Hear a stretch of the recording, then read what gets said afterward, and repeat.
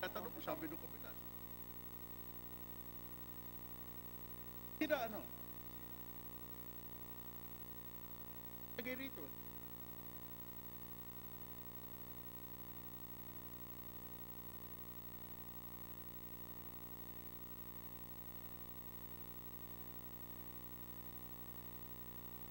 Na majority leader.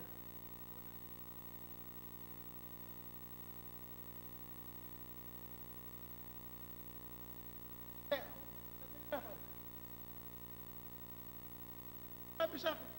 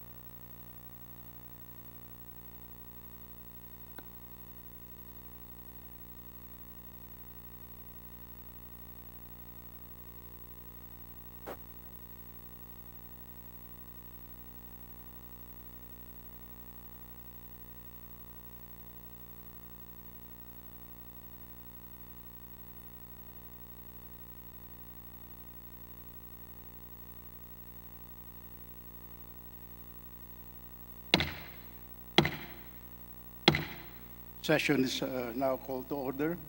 Please rise for the invocation to be led by the representative from the 1st District of Samar, the Honorable Edgar Marie Sarmiento. Thank you, Speaker. Let us put ourselves in the presence of God. Lord, we begin our session this week in your loving guidance. As we gather here today, we thank you once again for giving us the opportunity to serve our constituents and our country. As all of us continuously face the challenges of the COVID-19 pandemic, may you guide all of us public servants to fulfill our task. Make us instruments of your peace. Grant us the wisdom in crafting measures for the betterment of our country. Impart your supreme guidance upon us in these times of uncertainty. May we have the courage, the strength to face all of these challenges in life. This we ask in the name of our Lord. Amen. Please remain standing for the singing of the national anthem.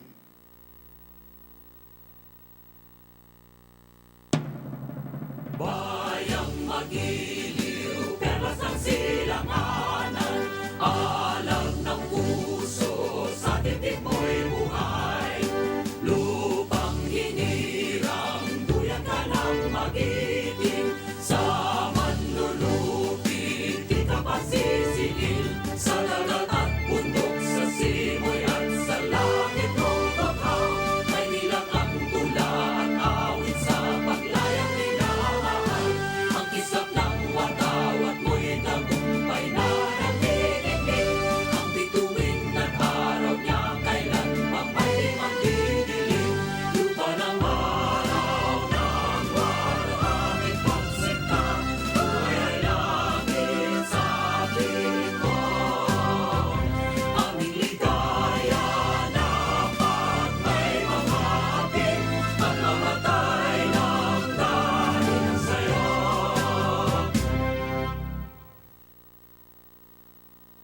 Majority Leader. Mr. Speaker, I move we defer the calling of the roll.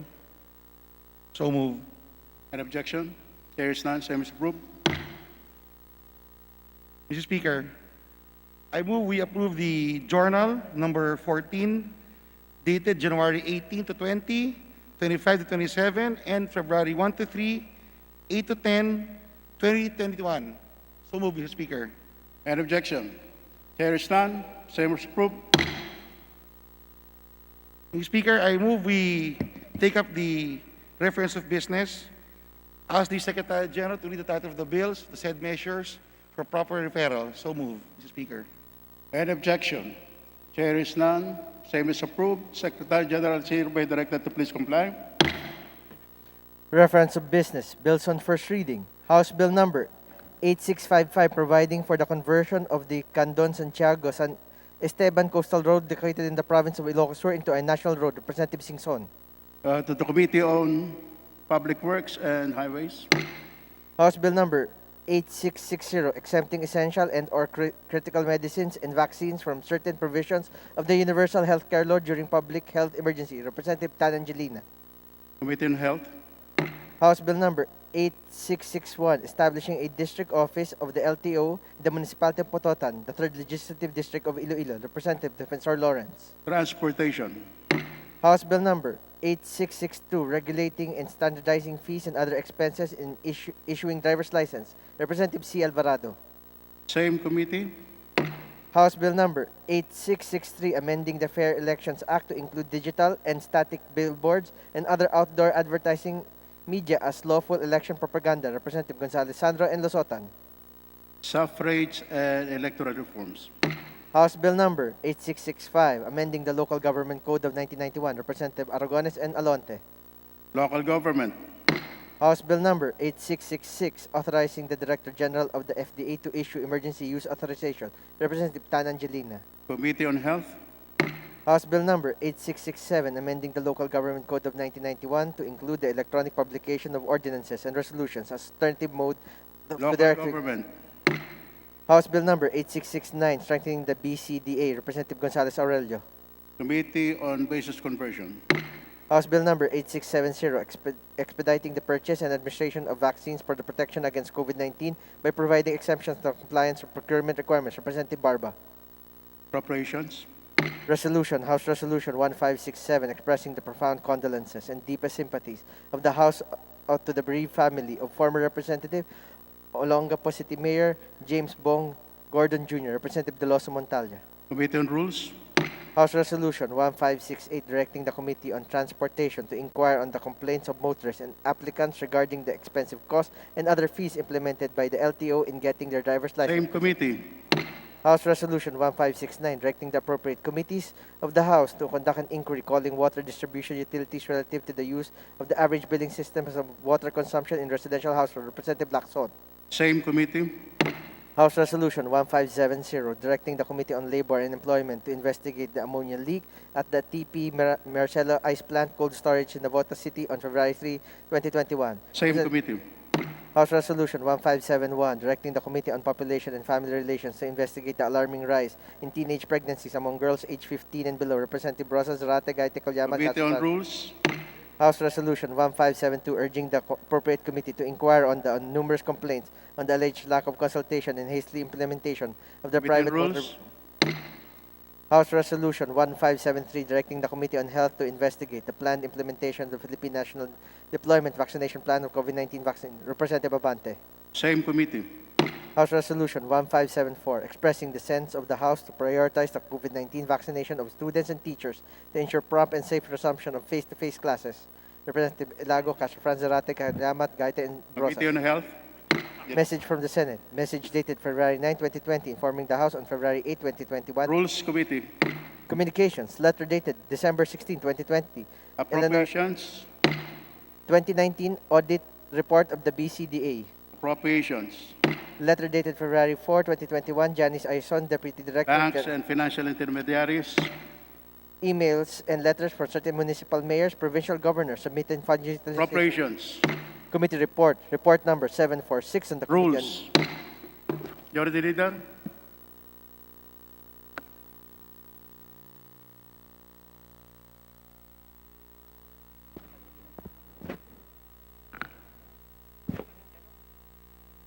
Session suspended.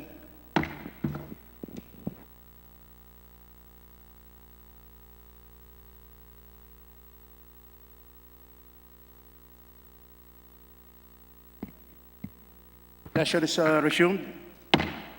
Majority Leader. Mr. Speaker, I move we call the roll of House members participating in today's session. So moved. Any objection? Chair is none. Same is approved. Secretary General is hereby directed to call the roll of members. Roll call of members. Honorable Representatives. Abante, Abaya, Abel Llanosa, Abu Exaldivar, Abunda, Acop, Acosta, Acosta Alba, Jong Advincula, Agabas, Agaraw, Aglipay, Aguinaldo, Albano, Almario, Alonte, Alvarez France, Alvarez Senaro, Alvarez Pantaleon, Amante Matba, Amatong, Angara, Aragones, Arbison, Arenas, Arroyo, Cienza, Aumentado, Babasa, Bagatsing, Balindong, Banyas Nograles, Barba, Barbers, Baronda, Bersaga, Bascug, Bautista, Bautista Bandigan, Belmonte, Benitez, Bernos, Biason, Billones, Biron, Bolilla, Bondok, Bordado, Bravo, Rosas, Bulot, Bustos, Kabatbat, Kabachan, Cabredo, Cagas, Calderon, Calixto, Caminero, Campos, Canama, Cawagdan, Cardema, Cari, Castelo, Castro Franz, Castro Fredinil, Cayetano Alan Peter Compañero, Cayetano Maria Laarni, Celeste, Chato, Chipeco, Chungalao, Co Angelica, Co Elizalde, Cuanco, Collantes, Crisologo, Cua, Quaresma, Cueva, Culyamat, Dagoo, Dalipe, Dalog, Dasa, De Jesus, De Venecia, Defensor Lawrence, Defensor Michael, De Los Santos, Deloso Montalya, Demaporo Abdullah, Demaporo Muhammad Khalid, Duavit Duhali, Duterte, D. Faustino Ino, D. Faustino Michael III, D. Ian Paul, Ebcas, Ecleo, Elago, Enverga, Erice, Ergel, Ermita Buhain, Escudero, Espina, Espino, Estrella, Fariñas Ria, Fariñas Rudy Caesar, Fernandez, Fernando, Fer Juliet, Fer Luis,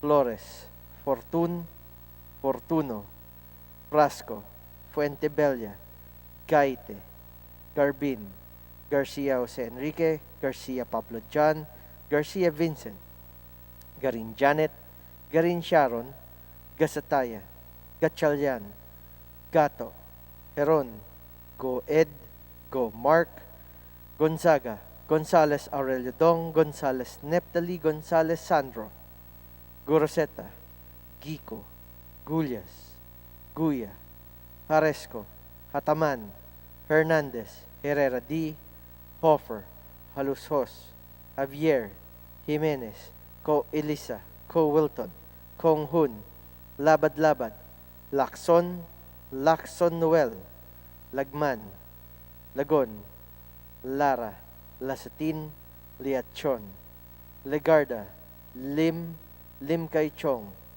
Lopez, Loyola, Losotan, Makapagal Arroyo, Maceda, Matrona, Malapitan, Mangawang, Mangundadato, Marcoleta, Mariana Hernandez, Marino, Marquez, Martinez, Matba, Matugas, Mendoza, Mercado, Momo, Natividad Nagaño, Nava, Nieto, Noel, Nograles Jericho, Nograles Juan Fidel, Nolasco, Núñez Malañaon, Wamonal, Olivares, Ong Jose, Ong Ronnie, Ordanes, Ortega, Uwano Dizon, Pacquiao Alberto, Pacquiao Rogelio, Padjernos, Paduano, Palma, Pancho, Panotes, Pichay, Peña, Pimentel, Pineda, Plaza, Puno, Kimbo,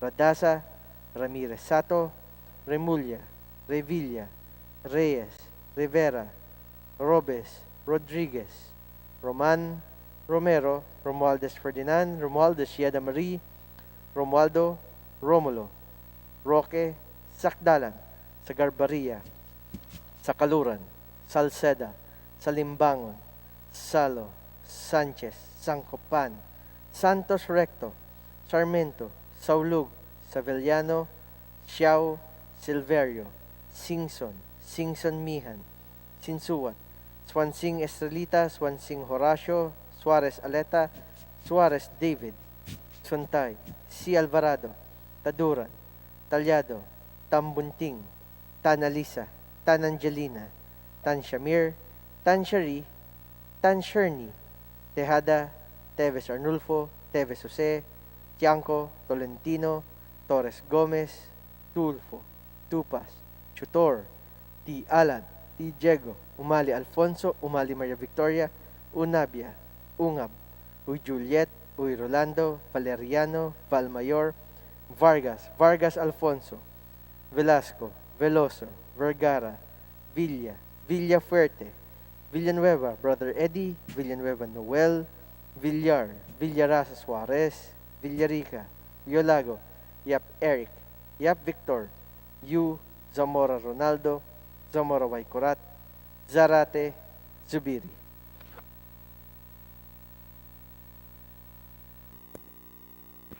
Mr. Speaker, the roll call shows that 300 members responded to the call. With 300 members responding to the roll call, the chair declares the presence of a quorum. Majority Leader. Mr. Speaker, I move we take up on third reading House Bill number 7808. Direct the Secretary General to read the title of the bill. So move, Mr. Speaker. Any objection? Chair is none. So is approved. Secretary General is hereby directed to please comply. House Bill 7808, an act amending Section 35, 37, 38, 39, and 40 of Republic Act Number 4566, otherwise known as the Contractor's License Law, modifying the Contractor's License Renewal Process, increasing fees and imposing penalties for violations thereof.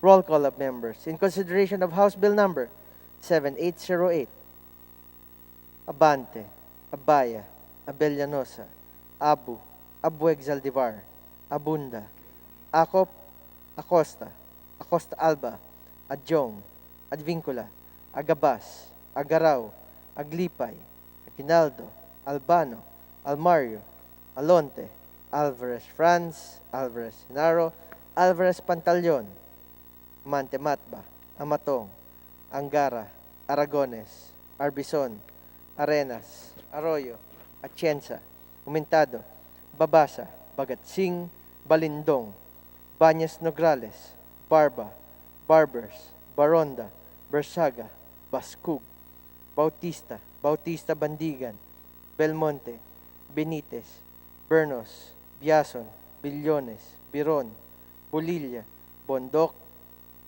Bordado, Bravo, Brosas, Bulot, Bustos, Kabatbat, Cabochan, Cabredo, Cagas, Calderon, Calixto, Caminero, Campos, Canama, Cawagdan, Cardema, Cari, Castelo, Castro Franz, Castro Fredinil, Cayetano Alan Peter Compañero, Cayetano Mariela Arni, Celeste, Chato, Chipeco, Chungalao, Co Angelica, Co Elizalde, Cuanco, Collantes, Crisologo, Cua, Quaresma, Cueva, Culyamat, Dagook, Dalipe, Dalog, Dasa, De Jesus, De Venecia, Defensor Lawrence, Defensor Michael, De Los Santos, De Loso Montalya, Demaporo Abdullah, Demaporo Muhammad Khalid, Duwavit, Duhali, Duterte, D. Faustino Ino, D. Faustino Michael III, D. Ian Paul,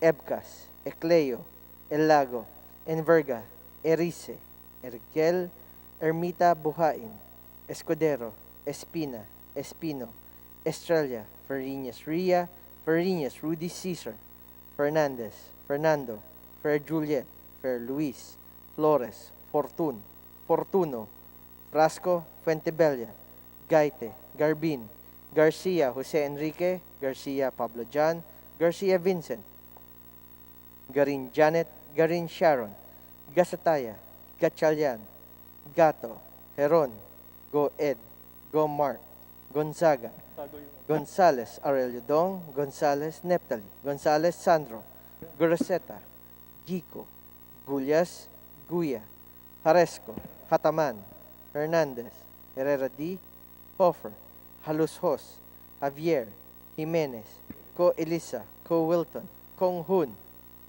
Labad Labad, Lacson, Lacson Noel, Lagman, Lagon, Lara, Lasatin, Liachon, Legarda, Lim, Lim Kaichong, Lopez, Loyola, Losotan, Makapagal Arroyo, Maceda, Madrona, Malapitan, Mangawang, Magunda Dato, Mark Coleta, Mariano Hernandez, Marino, Marquez, Martinez, Matba, Matugas, Mendoza, Mercado, Momo, Natividad Naganyo, Nava, Nieto, Noel, Nograles Jerko, Nograles Juan Fidel, Nolasco, Nunez Malanyaon, Waminal, Olivares, Ong Jose, Ong Ronnie, Ordanes, Ortega, Uwano Dizon, Pacquiao Alberto, Pacquiao Rogelio, Padiernos, Paduano, Palma, Pancho, Panotes, Peña,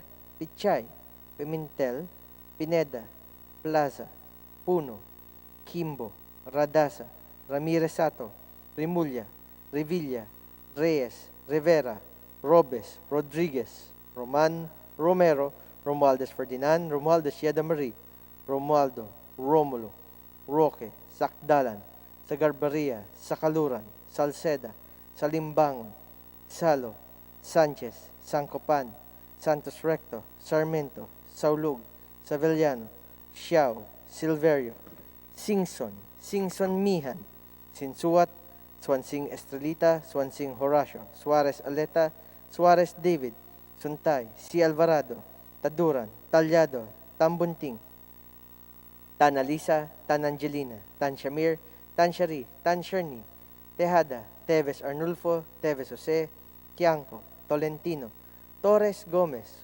Tulfo, Tupas, Chutor, T. Alan, T. Diego, Umali Alfonso, Umali Maria Victoria, Unabia, Ungab, U. Juliet, Uy Rolando, Valeriano, Valmayor, Vargas, Vargas Alfonso, Velasco, Veloso, Vergara, Villa, Villafuerte, Villanueva, Brother Eddie, Villanueva Noel, Villar, Villara Suarez, Villarica, Violago, Yap Eric, Yap Victor, Yu, Zamora Ronaldo, Zamora Waikorat, Zarate, Zubiri.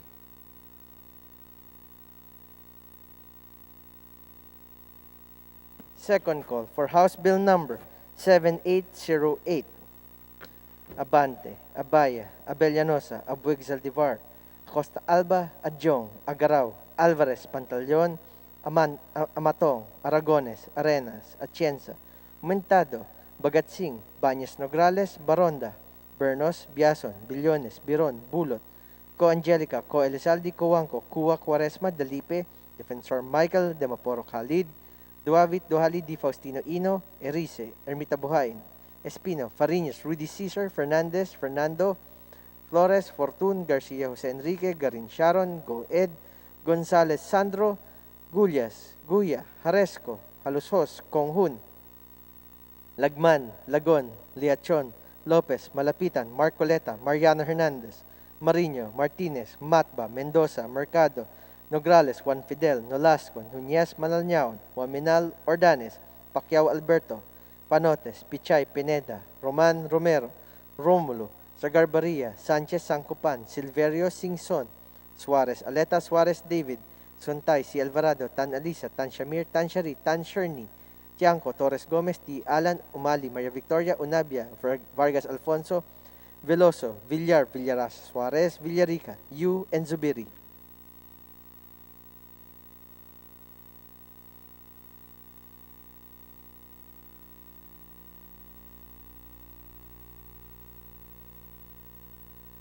With 200 members voting in the affirmative, 0 in the negative, and 0 abstentions, House Bill number 7808 is hereby approved on third and final reading. Majority Leader? Mr. Speaker, I move that we consider on third reading House Bill number 8552 and that the Secretary General be directed to read the title of the measure and thereafter call the roll for nominal voting. An objection? There is none. Same is approved. Secretary General is hereby directed to please comply. House Bill 8552, an act granting Allied Broadcasting Center Incorporated a franchise to construct, install, operate, and maintain radio and television broadcasting stations in the Philippines. Roll call of members in consideration of House Bill number 8552. Abante, Abaya, Abellanosa, Abu, Abueg Zaldivar, Abunda, Acop, Acosta, Acosta Alba, Jong, Advincula, Agabas, Agaraw, Aglipay, Aguinaldo, Albano, Almario, Alonte, Alvarez Franz, Alvarez Senaro, Alvarez Pantaleon, Amante Matba, Matong, Angara, Aragones, Arbizon, Arenas, Arroyo, Atienza, Aumentado, Babasa, Bagatsing, Balindong, Bañez Nograles, Barba, Barbers, Baronda, Bersaga, Bascug, Bautista, Bautista, Bandigan, Belmonte, Benitez, Bernos, Biason, Billones, Biron, Bolilla, Bondok, Bordado, Bravo, Brosas, Bulot, Bustos, Kabatbat, Kabutyan, Cabredo, Cagas, Calderon, Calixto, Caminero, Campos, Canama, Cawagdan, Cardema, Cari, Castelo, Castro France, Castro Fedinil, Cayetano Alan Peter Compañero, Cayetano Mariela Arni, Celeste, Chato, Chipeco, Chungalauco, Angelica, Co Elizalde, Cuanco, Colyantes, Crisologo, Cua, Quaresma, Cueva, Colyamat, Dagook, Dalipe, Dalog, Daza de Jesus, De Venecia, Defensor Lawrence, Defensor Michael, De Los Santos, De Los Montalya, De Maporo Abdullah, De Maporo Muhammad Khalid, Duavit Duhali, Duterte, Di Faustino, Ino, Di Faustino Michael III, Di Ian Paul, Ebcas, Ecleo, Elago, Enverga, Erice, Erkel, Ermita Buhain, Escudero, Espina, Espino, Estrella, Farinas Ria, Farinas Rudy Cesar, Fernandez, Fernando, Fer Juliet, Fer Luis, Flores, Fortun, Fortuno, Frasco, Fuentebella, Gaite, Garbin, Garcia, Jose Enrique Garcia, Pablo Jan Garcia, Vincent, Garin Janet, Garin Sharon, Gasataya, Gatchalian, Gato, Herongo, Edgo, Mark, Gonzaga, Gonzales, Aurelio Dong, Gonzales, Neptali, Gonzales, Sandro, Guroseta, Gico, Gullas, Guya, Haresco, Hataman, Hernandez, Herrera D, Hofer, Haluso, Xavier Jimenez, Co, Elisa, Co, Wilton, Konghun, Labad, Labad, Lacson, Noel, Lagman, Lagon, Lara, Lasatin, Liachon, Legardo, Lim, Kay Chong, Lopez, Loyola, Lusotan, Macapagal Arroyo, Maceda, Madrona, Malapitan, Mangawang, Magunda Dato, Marcoleta, Mariano Hernandez, Marino, Marquez Martinez, Matba, Matugas, Mendoza, Mercado, Momo, Actividad Nagaño, Nava Nieto, Noel, Nograles, Jericho, Nograles, Juan Fidel, Nolasco, Nunez Malañaon, Waminal, Olivares, Jose Ongroni, Ordanes, Ortega, Juan Dizon, Pacquiao Alberto, Pacquiao Rogelio, Padiernas, Paduano, Palma, Pancho, Panotes, Peña, Pichay, Pimentel, Pineda, Plaza, Puno, Kimbo, Radasa, Ramirez Sato, Remulla, Revilla, Reyes, Rivera, Robes, Rodriguez, Roman Romero, Romualdez Ferdinand, Romualdez Yeda Marie, Romualdo, Romulo Roque, Sakdalan, Sagarberias, Sakaluran, Salceda, Salimbangon, Salo Sanchez, Sancopan, Santos Recto, Sarmiento, Saulug, Sevillano, Xiao Silvero, Singson, Mihan, Tensuat, Swansing Estrelita, Swansing Horacio, Suarez, Aleta, Suarez, Davidson, Taisi Alvarado, Taduran, Talyado, Tambunting, Tan Alisa, Tan Angelina, Tan Shamir, Tan Shari, Tan Sherny, Teada, Teves, Arnulfo, Teves, Uset, Yanko, Tolentino, Torres Gomez, Tulfo, Tupas Tutor, T. Alan T. Diego, Umali Alfonso, Umali, Maria Victoria, Unabia, Ungab, Uy Juliet, Uy Rolando, Valeriano, Valmayor, Vargas, Alfonso, Velasco, Veloso, Vergara, Villa, Villafuerte, Villanueva, Brother Eddie, Villanueva Noel, Villar, Villaras, Suarez, Villarica, Violago, Yap, Eric, Yap, Victor, Yu, Zamora Ronaldo, Zamora Waikorat, Zarate, Zubiri.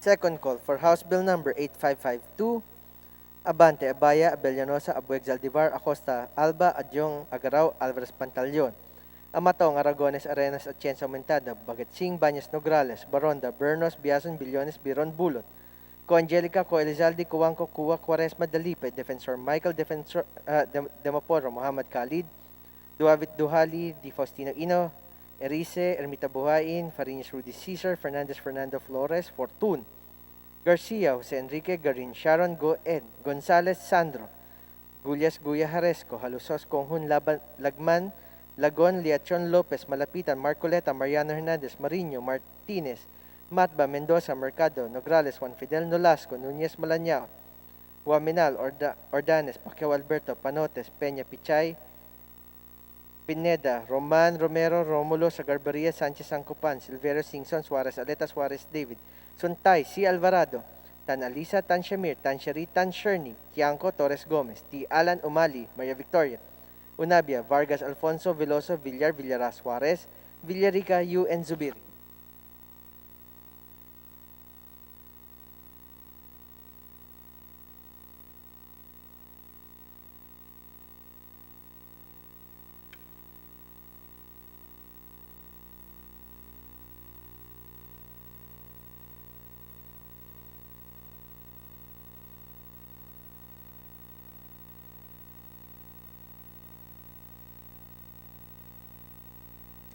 With 201 affirmative votes, 0 negative, and 0 abstentions, House Bill Number 8552 is hereby approved on third and final reading.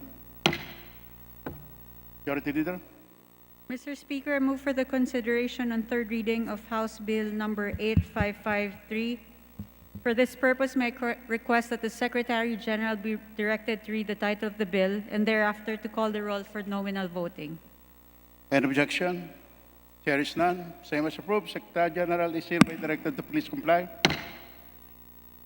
House Bill 08553, an act granting Palawan Broadcasting Corporation a franchise to construct, install, operate, and maintain radio and television broadcasting stations in the Philippines.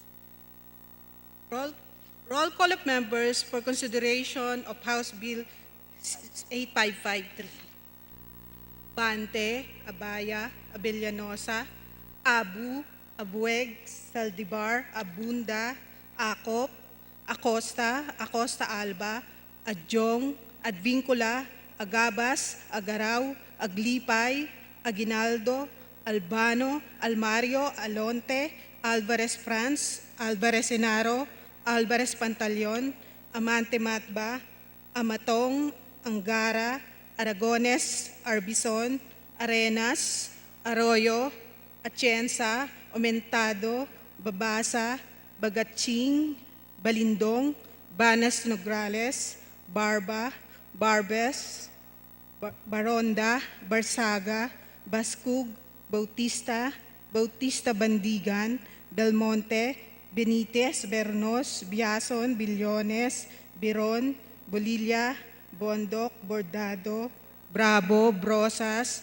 Bulot, Bustos, Kabatbat, Kabotchan, Cabredo, Cagas, Calderon, Calixto, Caminero, Campos, Canama, Kawagdan, Cardema, Cari, Castelo, Castro France, Castro Fredinil, Cayetano Alan Peter, Cayetano Mariela Arni, Celeste, Chato, Chipeco, Chungalao, Ko Angelica, Ko Elizaldi, Coangco, Colyantes, Crisologo, Cuwa, Quaresma, Cueva, Pulyamat, Dagook, Dalipe, Dalog, Dasa, De Jesus, De Venecia, Defensor Lawrence, Defensor Michael, Del Santos, Deloso Montalya, Dimaporo Abdullah, Dimaporo Khalid, Duwabit, Duhali, Duterte, Di Faustino Ino,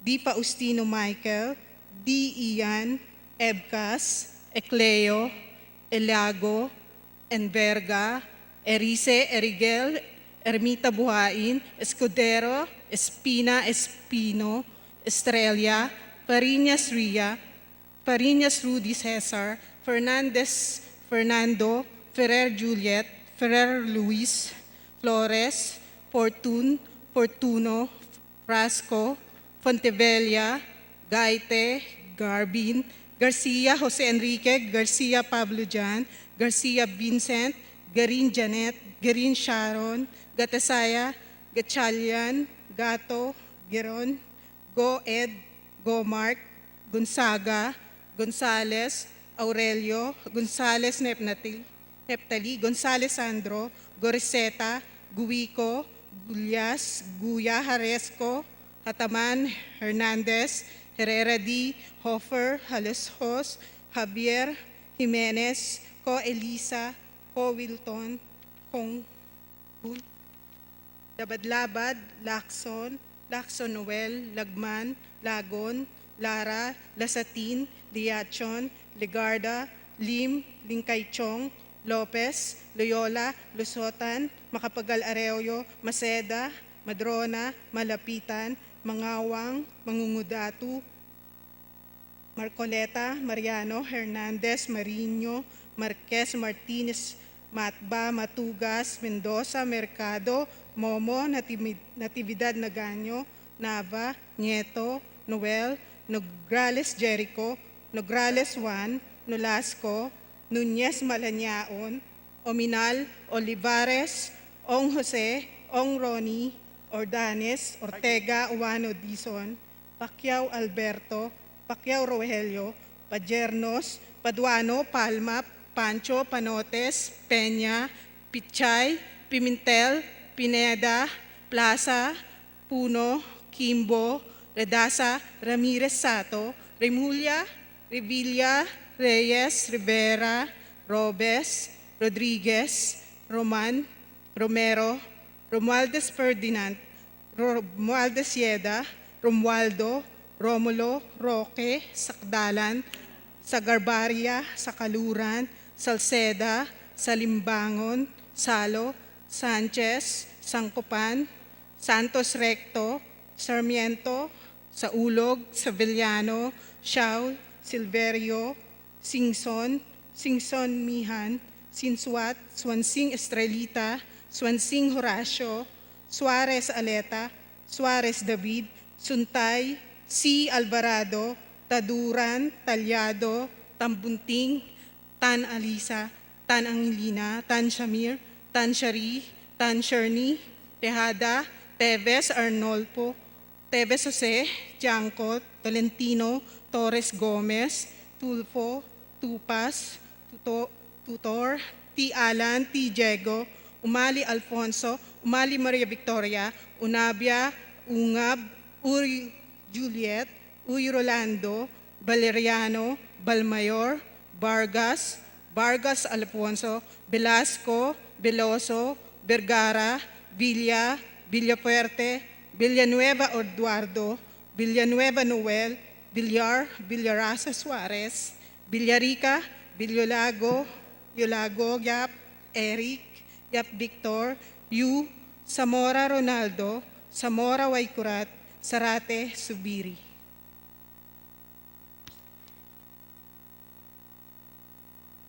Second call for consideration of House Bill 8553. Abante, Abaya, Abellanosa, Abueg Saldivar, Adjong, Agaraw, Alvarez Pantaleon, Amatong, Aragones, Arenas, Atienza, Aumentado, Bagatsing, Banyas, Nograles, Baronda, Bernos, Biason, Billones, Biron, Bulot, Ko Angelica, Ko Elizaldi, Kuwangko, Kuwa, Quaresma, Dalipe, Defensor Michael, Dimaporo Khalid, Duabit, Duhali, Di Faustino Ino, Ermita Buhain, Parinas Rudy Cesar, Fernandez, Fernando, Flores, Fortun, Garcia Jose Enrique, Garin Sharon, Go Ed, Gonzales Sandro, Gulyas, Guya, Haresco, Haloshos, Konggun, Lagman,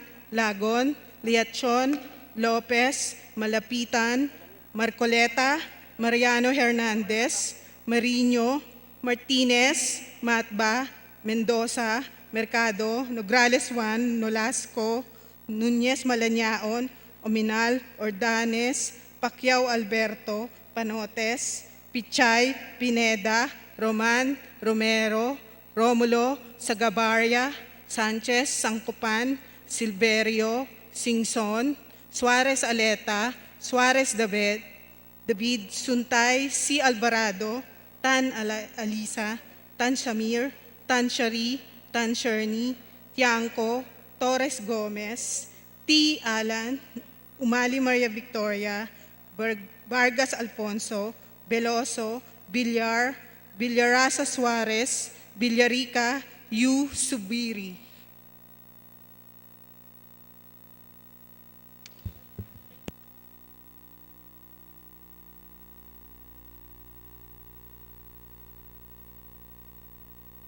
With 204 members voting in the affirmative, zero negative, and zero abstentions, House Bill number 8553 is hereby approved on third and final reading.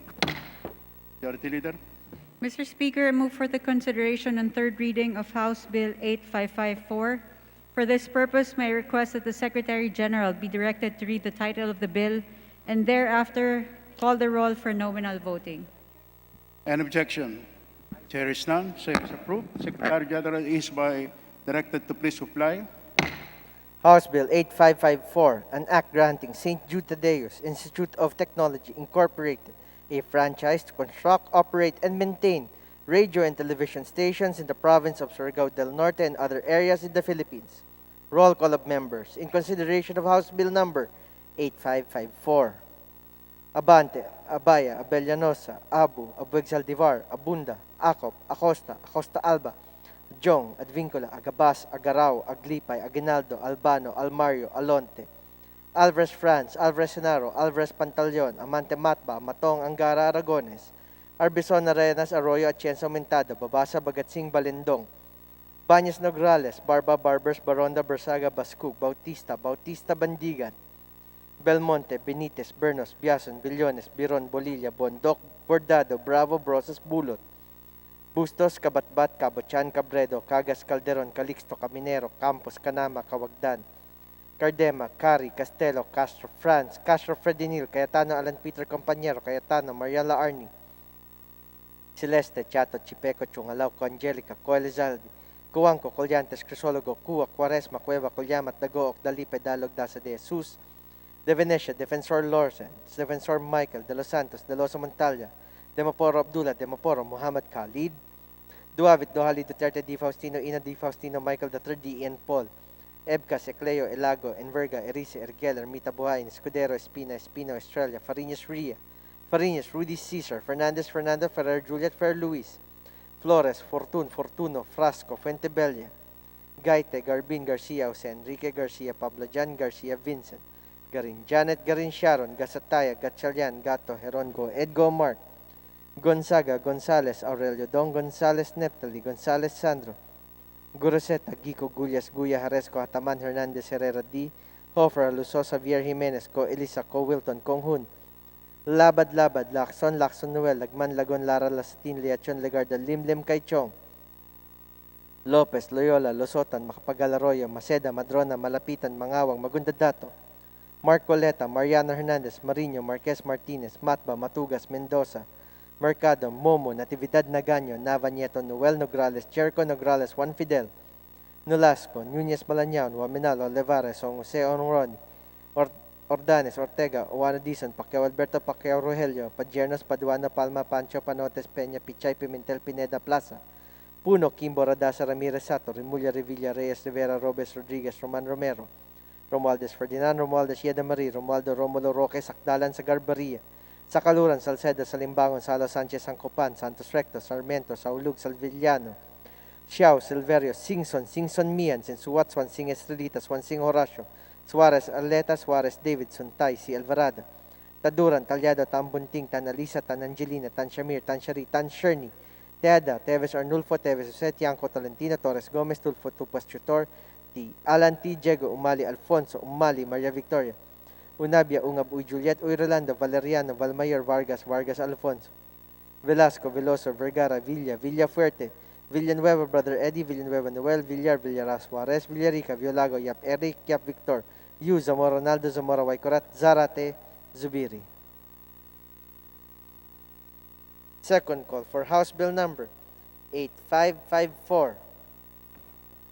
Abante, Abaya, Abellanosa, Bexal Divar, Adjong Agaraw, Alvarez Pantaleon, Amatong, Aragones, Arenas, Atienza, Aumentado, Bagatsing, Baños Nograles, Baronda, Bernos, Biason, Billones, Biron, Bulo, Co. Angelica, Co. Elizalde, Cuanco, Cuba, Quaresma, Dalipe, Defensor Michael, Demaporo, Khalid, Duavit, Duhali, Di Faustino, Inod, Ermita Buhayin, Fariñas, Rudy Cesar, Fernandez, Fernando, Flores, Fortun, Garcia, Jose Enrique, Garin, Sharon, Go, Ed, Gonzales, Sandro, Gullas, Guya, Haresco, Halusos, Konghun, Lagman, Lagon, Liachon, Lopez, Malapitan, Marcoleta, Mariano, Matba, Mendoza, Mercado, Nograles, Juan Fidel Nolasco, Nunez Malañao, Wamelar Ordanes, Pacquiao Alberto, Panotes, Peña, Pichay, Pineda, Roman, Romero, Romualdo, Sagarbaria, Sanchez, Sancopan, Silverio, Singson, Suarez Aleta, Suarez David, Suntay, si Alvarado, Tan Alisa, Tan Shamir, Tan Shari, Tan Sherny, Tianco, Torres, Gomez, T. Alan, Umali, Maria Victoria, Vargas Alfonso, Veloso, Villar, Villaras, Suarez, Villarica, Yu, and Zubiri.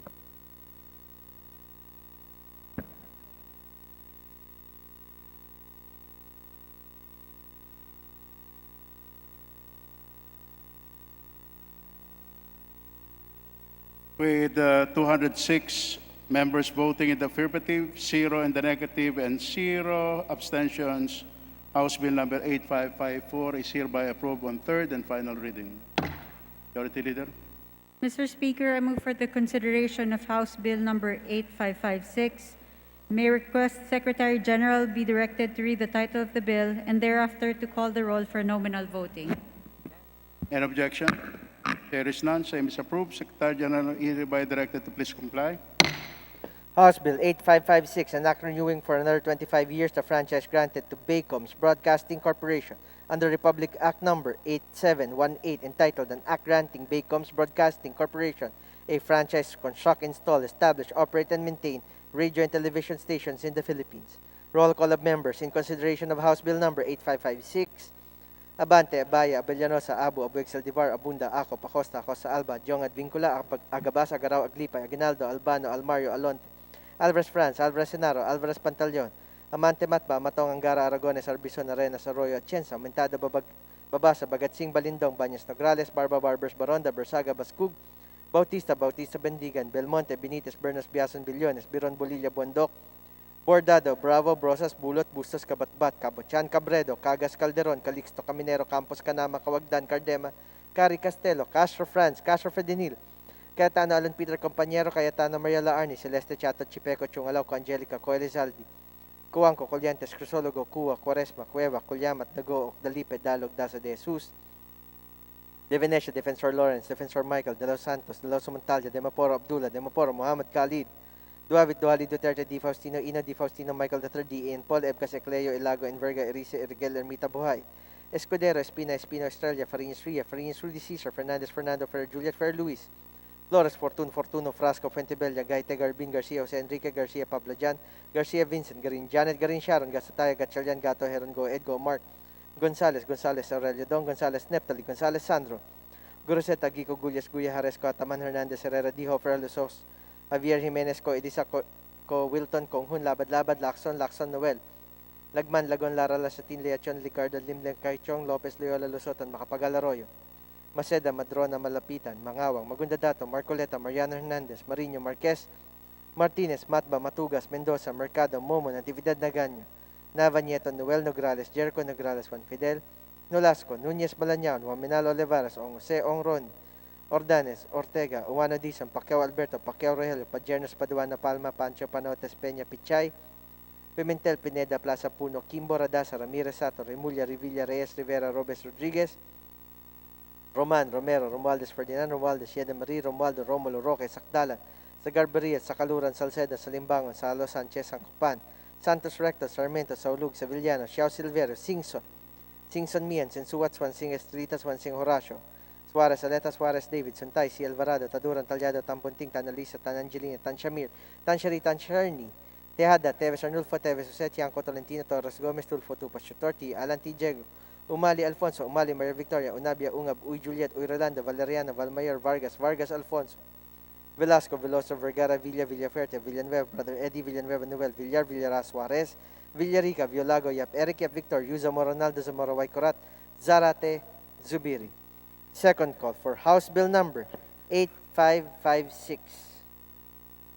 Abante, Abaya, Abellanosa, Abueg Saldivar, Adjong, Agaraw, Alvarez Pantaleon, Matong, Arenas, Atienza, Aumentada, Bagatsing, Banyas Nograles, Baronda, Bernos, Biason, Billones, Biron, Bulot, Angelica, Coelizaldi, Coanco, Cua, Quaresma, Dalipe, Defensor Michael, Demoporo, Muhammad Khalid, Duavit Duhalidi, Faustino Ino, Ermita Buhain, Farinas Rudy Cesar, Fernandez, Fernando Flores, Fortun, Garcia Enrique, Garin Sharon, Ed Gonzalez Sandro, Gulyas Guya Haresco, Halos Hos, Konghun Lagman, Lagon, Leachon Lopez, Malapitan, Marcoleta, Mariano, Matba, Mendoza, Mercado, Nograles, Juan Fidel Nolasco, Núñez Malañao, Juaminal Ordanes, Pacquiao Alberto, Panotes, Pichay, Pineda, Roman, Romero, Romulo, Sagarbaria, Sanchez, Sancopan, Silverio, Singson, Suarez, Aleta, Suarez, David, Sintay, Si Alvarado, T. Alisa, Tan Shamir, Tan Shari, Tan Sherni, Torres Gomez, T. Alan, Umali Maria Victoria, Vargas, Alfonso, Veloso, Villar, Suarez, Villarica, U. and Zubiri.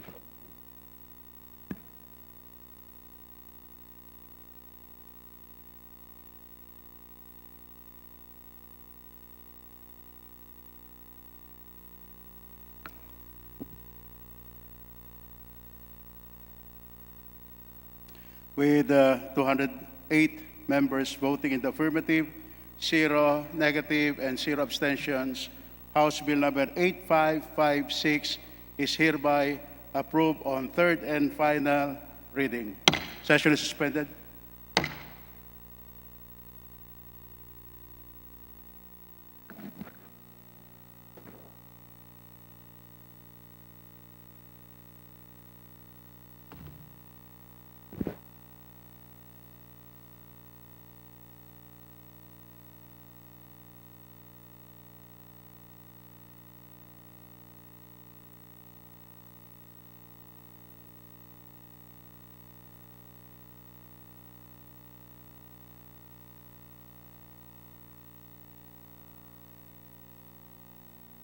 Takad mo.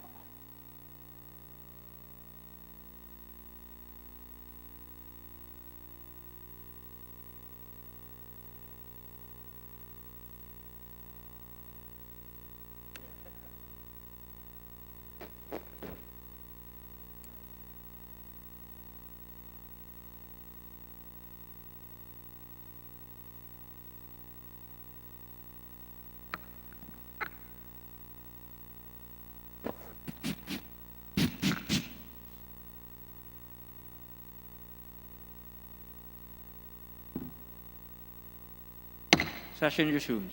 Majority Leader. Mr. Speaker, I move that the Secretary General be directed to transmit copies of the bills approved on third reading to the Senate, Mr. Speaker. Is there any objection? The Chair hears none. Motion is approved and the Secretary General is so directed. Majority Leader. Mr. Speaker, today being a Monday and pursuant to our rules, I move that we open the privilege hour. Is there any objection? The Chair hears none. Motion is approved and the Chair declares a privilege hour. Majority Leader. Mr. Speaker, I now move to recognize the representative from the 3rd District of Nueva Ecija, Honorable Rosana Ria Vergara, for her privileged speech. The Honorable Ria Vergara of the 3rd District of Nueva Ecija is hereby recognized for her privileged speech. Magandang hapon po, Mr. Speaker, at sa aking mga kasamahan dito po sa Kongreso. Maraming salamat po sa pagkakataong ito. Mabigyan diin natin ang mga karanasan ng mga magsasaka sa ating bansa buhat ng ipatupad ang Rice Tarification Law. 2 taon na ang nakalipas mula noong naging batas ang Republic Act 11203 o mas kilala bilang Rice Tarification Law.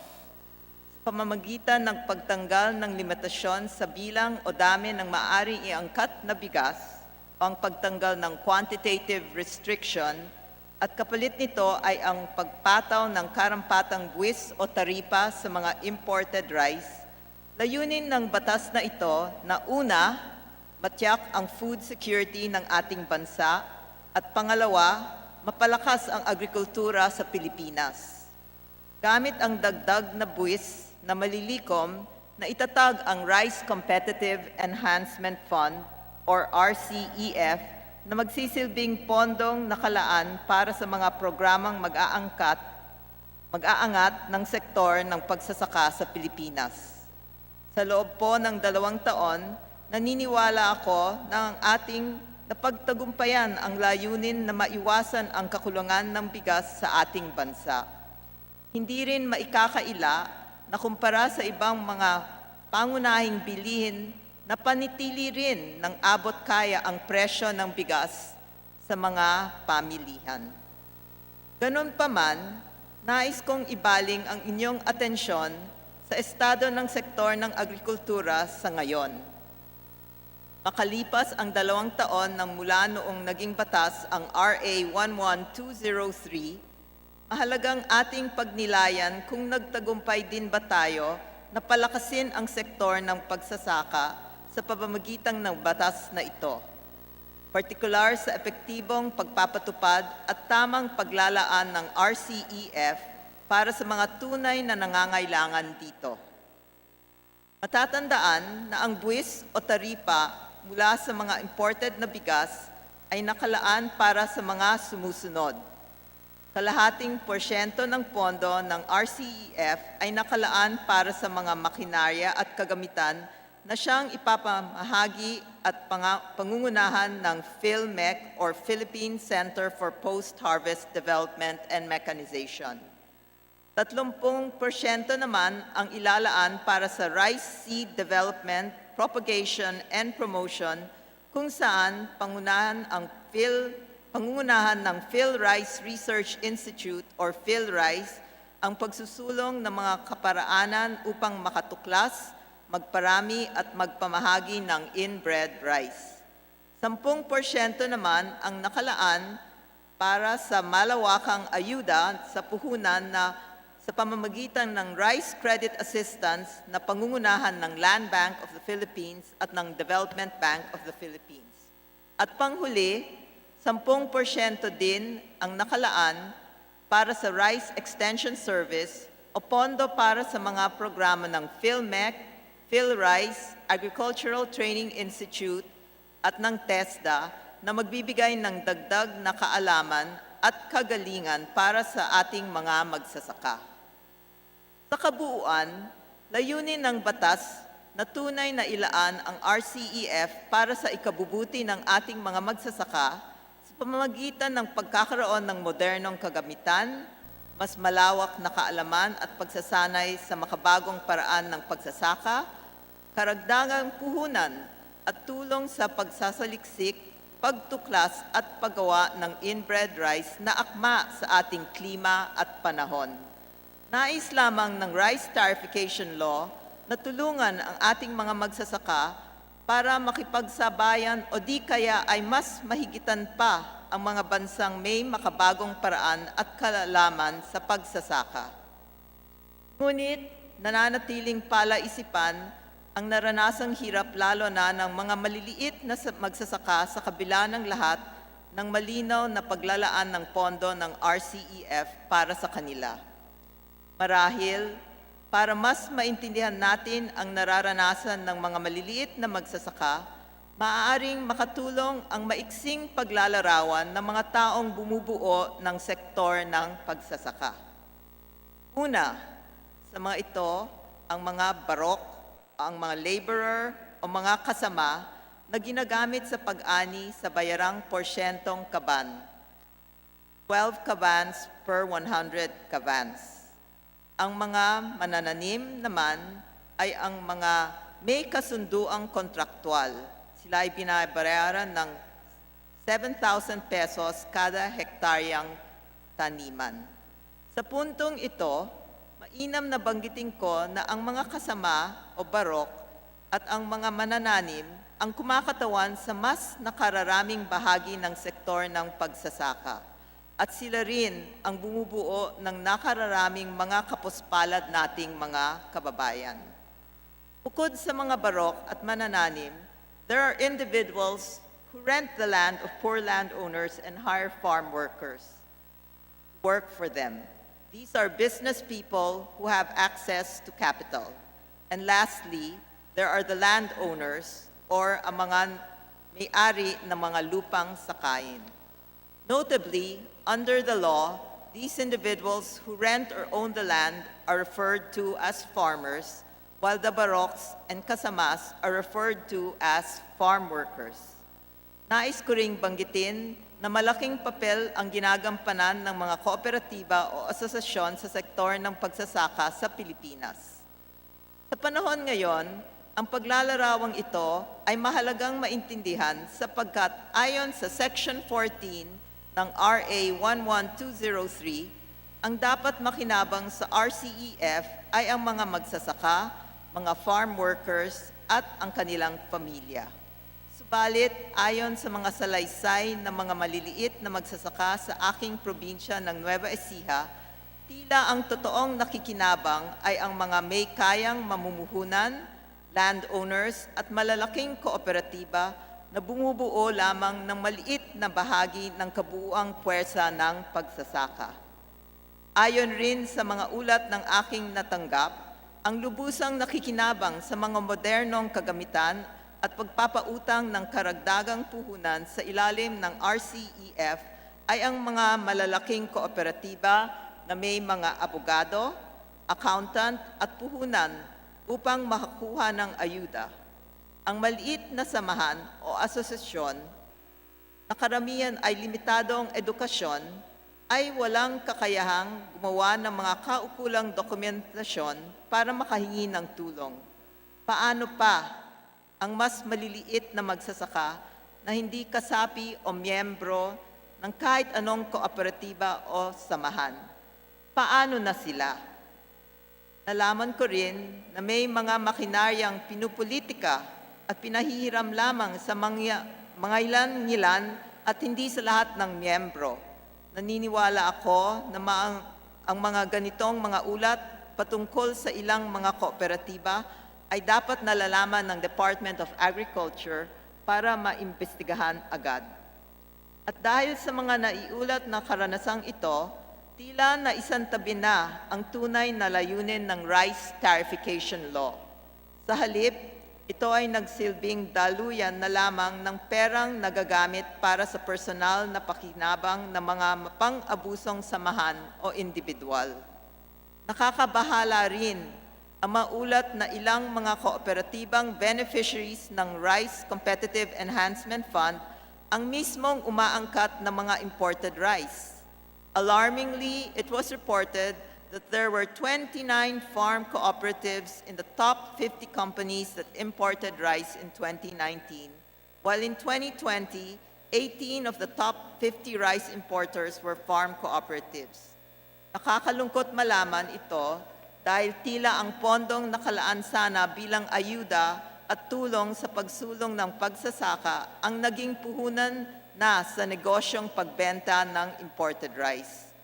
Senator Cynthia Villar said, unscrupulous rice traders take advantage of the tax benefits given to farmer cooperatives to evade tariffs. In addition to these issues, Mr. Speaker, a significant number of farmers from my province have also brought to my attention how local government officials are using the programs under the Rice Competitive Enhancement Fund for political gain. Numerous farmer beneficiaries have reported that the functions of the provincial agriculturist in our province are being exercised by a certain Attorney Abisamis, who holds an Executive 5 position in the office of the governor. He appears to serve as the de facto head of the RCEF implementation. Allegedly, under his supervision, beneficiary farmers, after receiving the certificate of award, are told to thank the provincial government, specifically the governor and the vice governor, for the equipment received. Moreover, even if the DA seal also appears on related tarpaulins, it would seem that the RCEF program of the DA takes a back seat in their efforts as the tarpaulins highlight the names of local officials. This appears to be a violation of the anti-EPAL provisions with a twist. There's not only a plastering of names on tarpaulins, but also a demand for credit. Seemingly, such circumstances warrant the Department of Agriculture's closer monitoring of LGU activities in carrying out the rice tarification law. Para sa representasyong ito, ang mga pagsasalaysay na nabanggit ay nagsisilbing mahalagang hudyat na dapat bigyang kaukulang pansin ang naging pagpapatupad ng RA 11203 at ang paglalaan ng pondo sa ilalim ng RCF sa loob ng nakaraang 2 taon. Ito ay upang maipagpatuloy ang mga naging epektibong aspeto ng pagpapatupad nito at matugunan ang mga naging kakulangan o kahinaan. Sa kabuuan ay masasabi nating naging sapat ang batas sa kanyang nilalaman. Ang pinag-aaralang kaparaanan at marangal na layunin nito para sa lahat, lalo na para sa mga magsasaka, ay bakas sa mga probisyon na nakapaloob dito. Kaya't ating ibinabaling ang ating atensyon sa mga nagpapairal at nagpapatupad nito at iginigiit sa kanila na sundin ang layunin ng batas at gumawa ng mga nararapat na hakbang upang tunay na maisakatuparan ang nilalaman ng batas. Naniniwala ako na dapat pagtibayin pa ang mga safeguard measures upang masigurong ang nakikinabang ay ang mga taong dapat mabenepisyohan nito. In fact, in accordance with Section 14 of RA 11203, and reinforced by Rule 14.1 and 14.2 of the Implementing Rules and Regulations, it is indeed important to maintain an updated master list of beneficiaries of the RCEF. The DA and the DSWD must work towards effectively harmonizing and cross-matching of the RS-BSA and the listahanan in order to ensure that the list is up to date. This also ensures that the poor farm workers and their dependents are properly identified and targeted by the programs of the RCEF. Hindi natin dapat hayaan ng DA na bahiran ng politika ang pagpili ng mga magiging beneficiaries. Regional offices of the DA must be empowered to develop a complete, comprehensive, and regularly updated information database in order for them to independently determine and properly validate RCEF beneficiaries. Apart from the aforementioned strategies, I also firmly believe that the rice industry roadmap, as provided for in Section 15 of the law, is fundamental to the success of our government's effort to strengthen support for our rice farmers. Grounded on various stakeholders' consultations, thorough research, and close interagency coordination, the roadmap is meant to set the necessary direction, targets, parameters, timeframes, deadlines, and other important standards that should seamlessly systematize and synchronize an otherwise array of disjointed policies and actions. The guidance to be provided by the roadmap is most specifically critical, once again, the fair and proper identification of RCEF beneficiaries and ensuring their full and immediate enjoyment of the benefits provided for them by the law. I strongly believe that the rice industry roadmap provides our government agencies the means to systematically, transparently, and thus effectively implement RA 11203.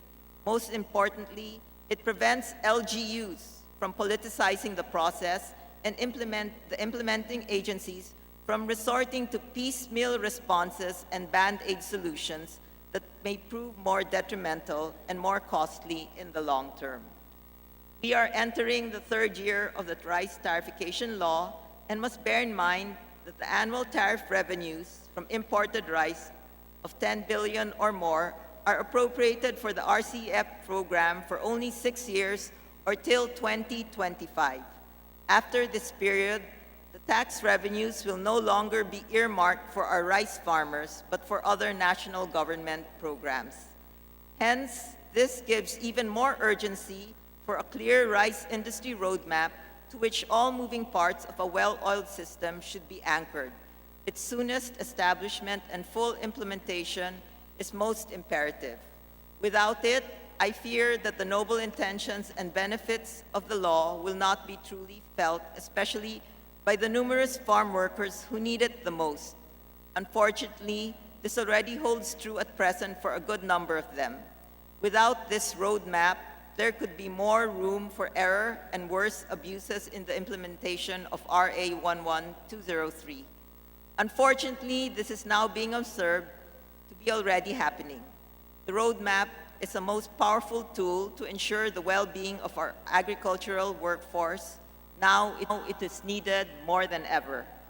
Dapat din magkaroon ng malinaw at madalas na pag-uulat sa mga kaganapan, paggastos at karagdagang plano, panukala at kautusan sa pagpapatupad nito. It may also prove effective to establish success indicators to effectively assess the implementation of the law and ultimately to address all issues and problems. Naniniwala ako na sa pamamagitan nito ay mas matitiyak na tunay na mapapakinabangan ng mas marami lalo na ng mga barok at manananim ang RCEF.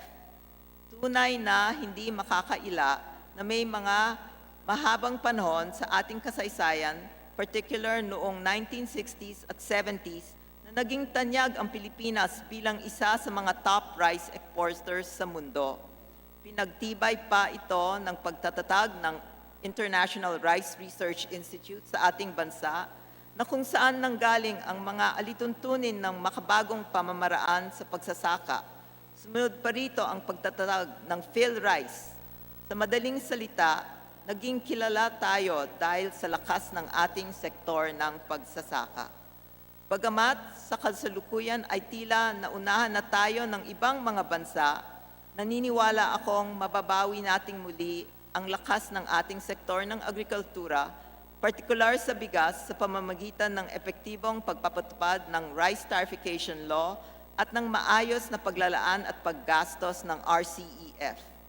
I believe that it is crucial and about time to carefully assess the implementation of the law and the allocations of the RCEF to sustain the gains, immediately plug the reported loopholes, and curb abuses of the system, particularly in the rice importation of some cooperatives who also benefit from the RCEF and in the implementation of the law at the local level.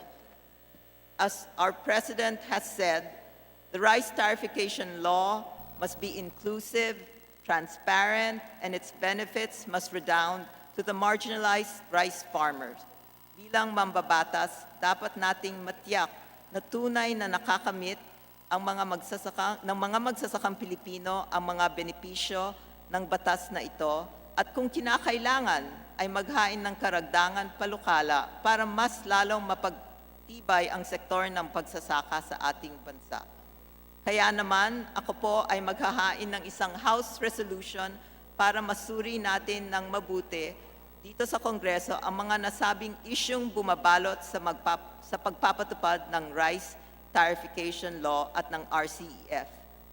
Dasal ko, Mr. Speaker, na makagawa tayo ng mga hakbang upang tunay na matulungan ang maliliit na magsasaka, mga barok kasama, labor na kumakatawan ng mas marami sa ating rice sector na sila ay kasali sa Rice Industry Roadmap na ginawa ng DA. This neglected sector needs our help the most. Thank you, Mr. Speaker. God bless the Filipino farmers and laborers. God bless our country. Majority Leader. Mr. Speaker, I move that we refer the speech of the... Mr. Speaker. Mr. Speaker. I move that we recognize the Honorable Arlene Brosas for her interpellation. The Honorable Arlene Brosas of the party list Gabriela is recognized for her interpellation. Thank you, Mr. Speaker. Mr. Speaker, maaari po bang magtanong sa ating butihing representante mula sa Nueva Ecija tungkol sa kanyang topic na rice liberalization law. Mga ilang katanungan lang po, Mr. Speaker. Yes, Mr. Speaker, it would be my honor. Thank you, Mr. Speaker. Binabanggit niyo po yung kaugnay sa roadmap, no, ng industriya ng bigas. Mr. Speaker, nais ko pong itanong kung ibigay ba ang report nagkaroon ba ng report on the oversight ng Congress sa pagpapatupad ng RA 11203? Mr. Speaker, since we are in the second year of the enactment of the law, actually kahapon ang kanyang anniversary so gusto po nating malaman kung nagkaroon ng kopya nagkaroon po ng kopya ng oversight report nito. Mr. Speaker, as of now, I haven't yet seen the rice industry roadmap, and that will be the subject of the House resolution I intend to file for the submission of the rice industry roadmap. If it exists, and if it doesn't, I'd like to know how much of it has been completed, because per my research, what I find are rice industry roadmaps that were done by the Department of Agriculture prior to the rice tarification law. Mr. Speaker, we laud the effort of the good representative para po makita natin yung aktual na nagawa, at yung roadmap o yung plano talaga ng gobyerno kaugnay sa industriya ng bigas. Ang pinangangambahan po kasi natin ay talagang magtuloy-tuloy, ang epekto ng rice liberalization law sa mga maliliit na farmers na hindi kinakaya ngayon ng epekto. Hindi lang po ng rice liberalization law pati yung pandemya, pati yung pagtaas ng mga bilihin, yung krisis na inaabot ngayon. Gusto po nating makita talaga paano matulungan yung mga maliliit nating farmers. Kanina po nabanggit kasi na maaring yung production ay tumaas pero hindi siya necessary na gumanda ang kalagayan ng mga farmers. In fact, we are noting na yung volume of production ay nag-increase noong 2018 at noong from 2018 to 2020. Pero hindi po ibig sabihin gumanda yung kalagayan ng mga magsasaka natin. For example, noong 2018, yung value production of palay at 385 billion for the volume of production of a little more than 19 million metric tons or 20.19 per kilogram average value or farm gate price. Tas yung 2020 value of production, 300.12 billion for the 19.30 million metric tons at 15.55 average palay farm gate price or a decline of 4.64 per kilo. Yung 2020 volume of production ng palay, if previous value per kilogram was maintained, value would have been 389.67 billion. Thus, yung potential losses due to depressed farm grade prices would be 89.55 billion or 33,000 per rice farmer. So, may mga reports po tayo na nakuha na yung successive bankruptcy ang nagfo-force sa mga farmers owning a hectare of rice land to put up his land as collateral for loan worth 400,000.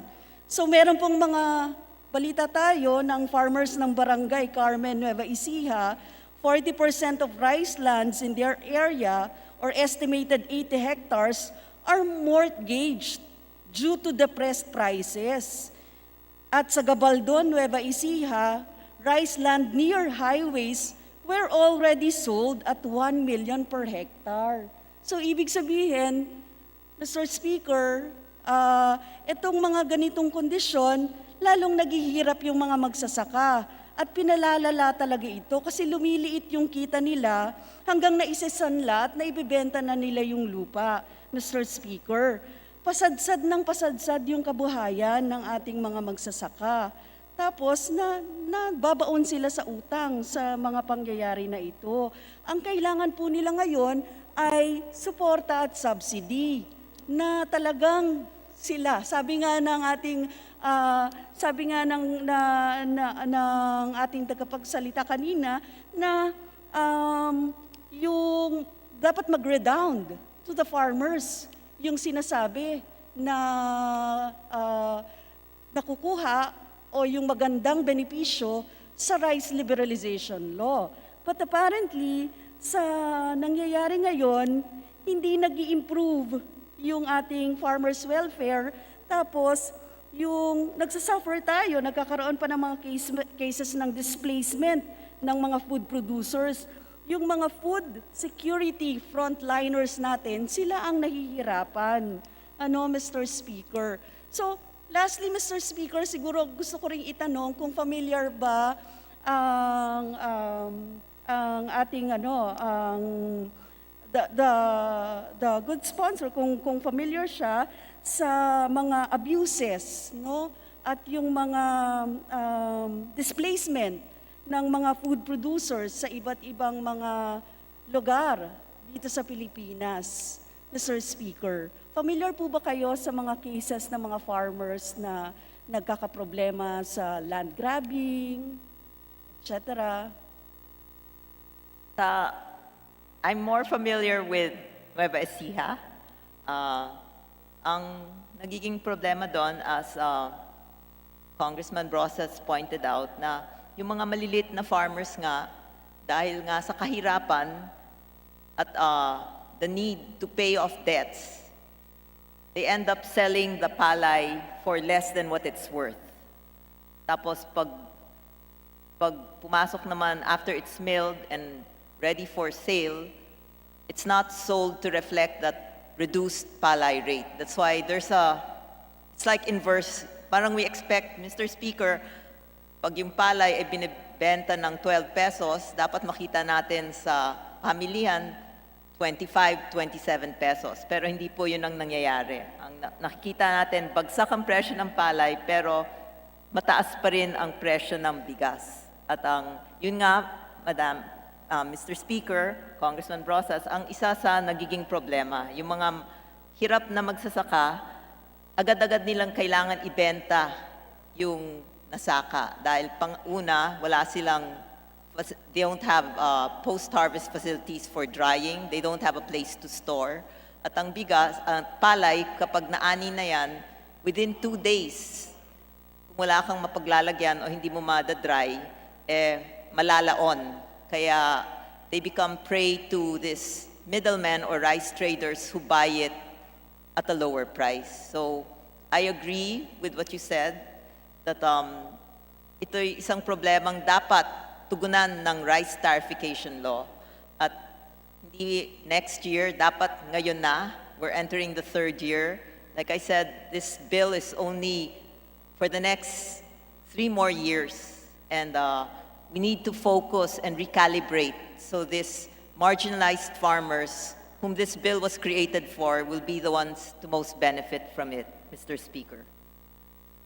Yes, thank you, Mr. Speaker. Sa sagot ng ating representante from Nueva Ecija, si Representative Ria Vergara, totoo po yung sitwasyon ng mga taga Nueva Ecija. Kalunos-lunos din talaga kapag hindi nila ma-maintain yung kanilang mga lupa, dahil nahihirapan sila sa kasalukuyang kalagayan.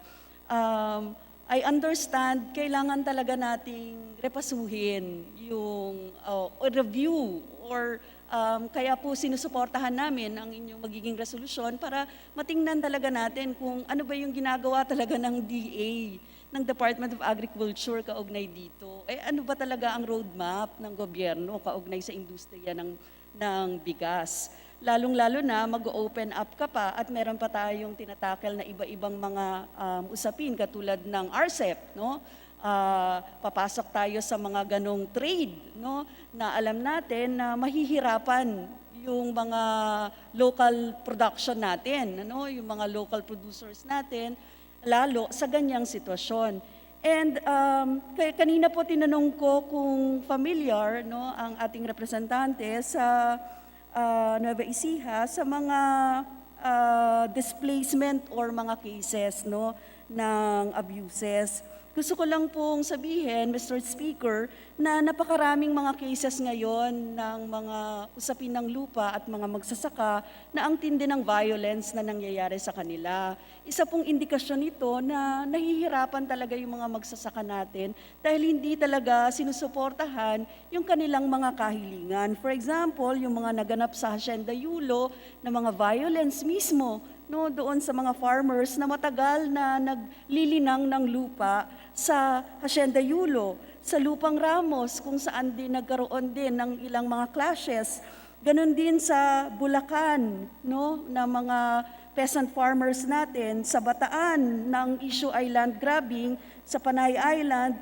So lahat po ito, ibig kong sabihin, napakaraming violations of their right to land.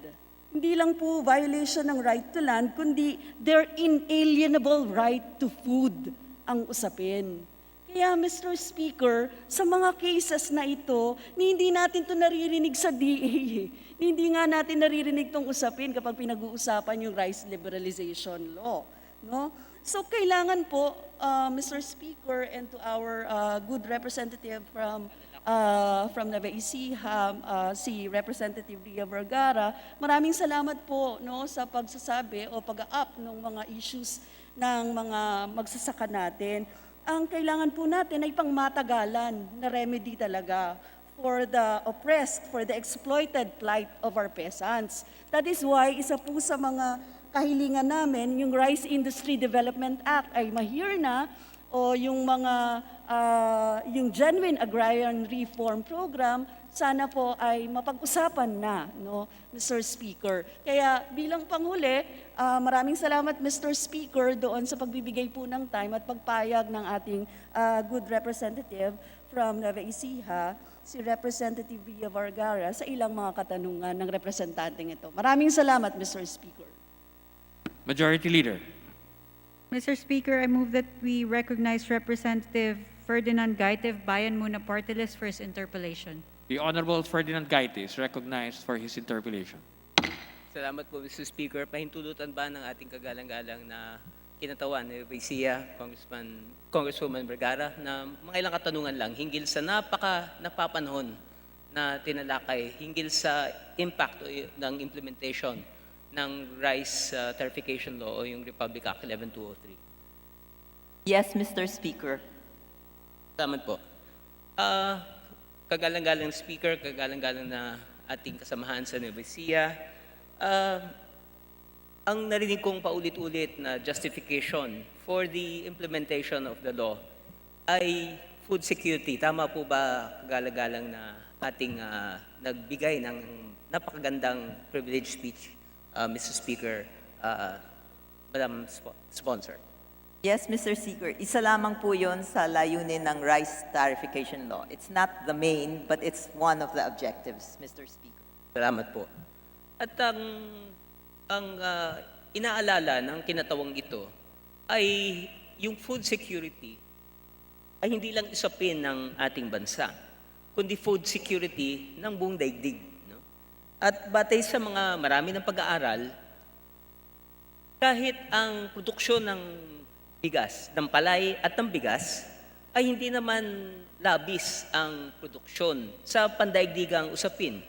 Ayon mismo sa mga datos na nakala po natin noong 2018 to 19, 486.6 million metric tons ang demand o consumption. Tumaas pa ito nung pagitan ng taong 2019 to 2020 ng 493.126 million metric tons. On the other hand, according to the USDA, the total production is only about 500 million metric tons or a surplus of about 6 million metric tons. Maliit relatively. And because of the climate change, because of the recent na bagyo, totoo, Pilipinas ay producer but we're not the top producers. But even big countries such as China, India, ito yung mga top producers at may surplus production, nagkakaproblema na rin sa kanilang produksyon. Hindi ba dapat pag in-address natin yung usapin ng food security ng buong daigdig, food security ng mamamayang Pilipino, hindi ho ba? And yet, the puzzling solution is to, instead of relying on quote-unquote food security, ako po, ang aking definition ng food security ay sariling kakayanan na makapag-produce ng pagkain para sa Pilipino, mamamayang Pilipino. And yet, ngayon, food security is hinged on the concept that for as long as there is supply, regardless whether it is locally produced or internationally sourced, then you have quote-unquote food security. Hindi ba parang ganon ang pagpaliwanag sa atin, Mr. Speaker, at sa ating kagagalang-galang na Congresswoman Vergara? Mr. Speaker, itong batas na ito ay kinailangan natin ipatupad dahil sa kasulatan natin with the WTO na ililift na yung quantitative restrictions. Kaya yun ay, alam ni Congressman Gaiten, matagal nang dapat ginawa at extension hanggang sa umabot sa panahon ng ating Pangulo na siya'y nagdesisyon, hindi nahingi ng extension, bagkus gumawa tayo ng batas na kahit papasok ang imported rice, yung taripa na manggagaling dito ay ilalaan para sa mga rice farmers ng ating bansa. So, ngayon, kalakip doon yung food security, but I agree, Congressman Gaite, Mr. Speaker, na food security for me means that we have to be self-sufficient. I would like to think that food security for Filipinos depends on what our lands can produce. And secondary is imported rice. And kaya po ang aking isang naisip na dapat amendahan sa Rice Tarification Law dahil sa pagpasok ng batas na ito, nawalan po ng responsibilidad ang NFA sa pagbenta ng bigas. Hindi na po sila pwede magbenta. Ang kanilang tanging papel ngayon lamang ay magkaroon ng buffer stock at mag-supply ng rice sa DSWD. Pero hindi na sila pwedeng kasali sa merkado. I think that's a flaw, Mr. Speaker, in the law. The NFA should focus on buying palay at the right price, 19 pesos, and selling it at a reasonable price of 27, 28 pesos para itong mga imported rice na pumapasok. Kung nakikita nila na may nagbebentang NFA na mabango, maganda, gawa sa Pilipinas, na 28 pesos, sinong bibili ng galing sa Vietnam na broken rice for 35 pesos? Isa po yon sa mga gusto kong gawing amendments sa rice tarification law. Maraming salamat po, Mr. Speaker, at sa ating kagalang-galang na tagapagsalita. Sapagkat tama po yung inyong observation na yung pagpasok natin sa GATT-WTO ay nagkaroon ng malaking disruption sa buong industriya ng rice industry. Kung kaya't tama po yung isang obserbasyon nyo na because of the removal of the quantitative restrictions of QRs, and in its place, we now are under the regime of imposing yung rice tariffs, and the direction is towards reduction of the tariff. It has hurt the local industry. And tama po yun, ano? At maganda yung binanggit nyo pong ilang comparison, ano? Yung bigas galing sa ibang bansa at yung sa ating bansa, no? Parang all things equal, di dapat ang presyo ng pinroduce na palay sa at bigas sa Thailand, sa Vietnam, at ibang bansa ay pareho rin yung halaga dito sa ating bansa at mas mura pa because obviously transportation cost plus the tariffs, etc. would add to the price of the imported rice. Pero baliktad, no? Mas mura pa yung imported kesa sa locally produced.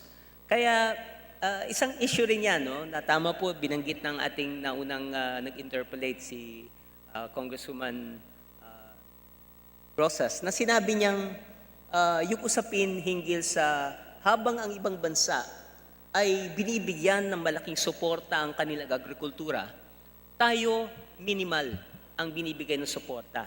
And this could have reduced the cost of production of our rice producers. Malaking tulong ito dun sa nabanggit nyo pong barok na ating mga mas may pakinabang sana yung ating mga nagtatanim.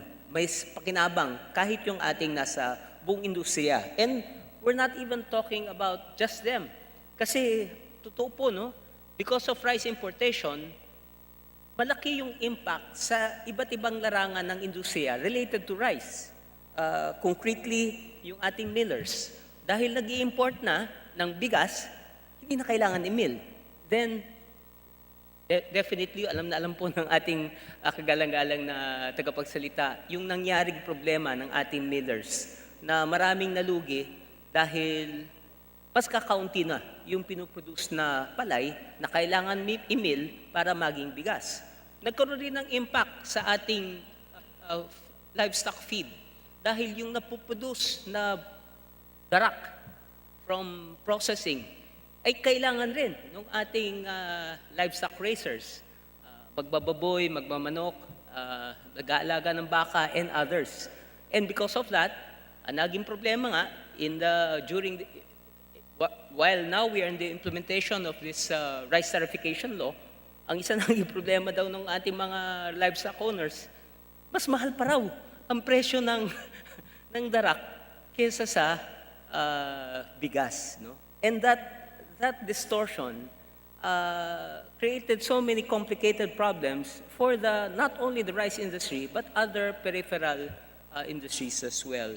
So kaya lang po na rin po ko nagsalita dahil nababahala nga po ko ngayon sa nagiging problema, and we all know the inflation caused by the rising prices of commodities including rice, vegetables, and of course yung baboy, manok, no?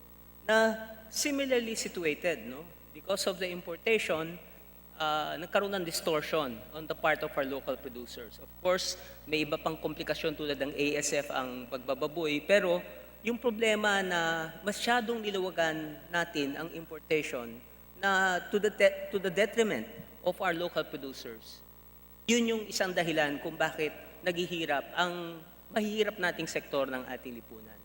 So, Madam Chair, Mr. Chair, yung binanggit na lang na issue na paano natin gagamitin yung current law para pakinabangan ng ating farmers, ng ating barok, ng ating mga magtatanim,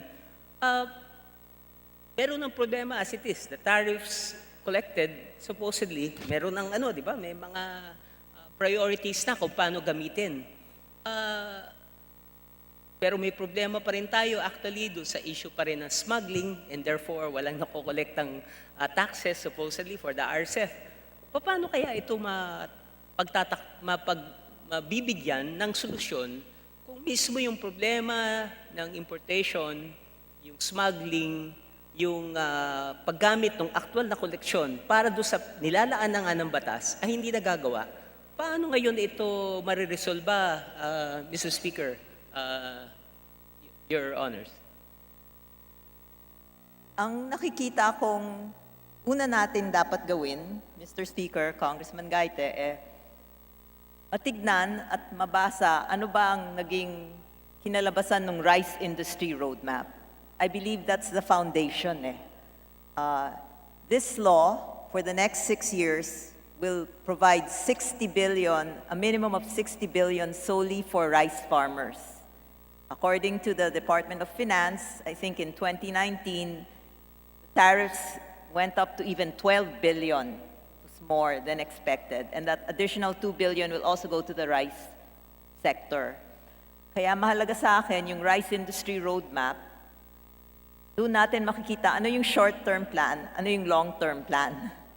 At mahalaga rin sa akin, anong maitutulong nito sa mga barok o yung mga laborers na nasa aking privileged speech dahil sa aking pag-ikot, sila yung neglected farm workers na pag binasa mo naman sa batas, they're one of the priority beneficiaries.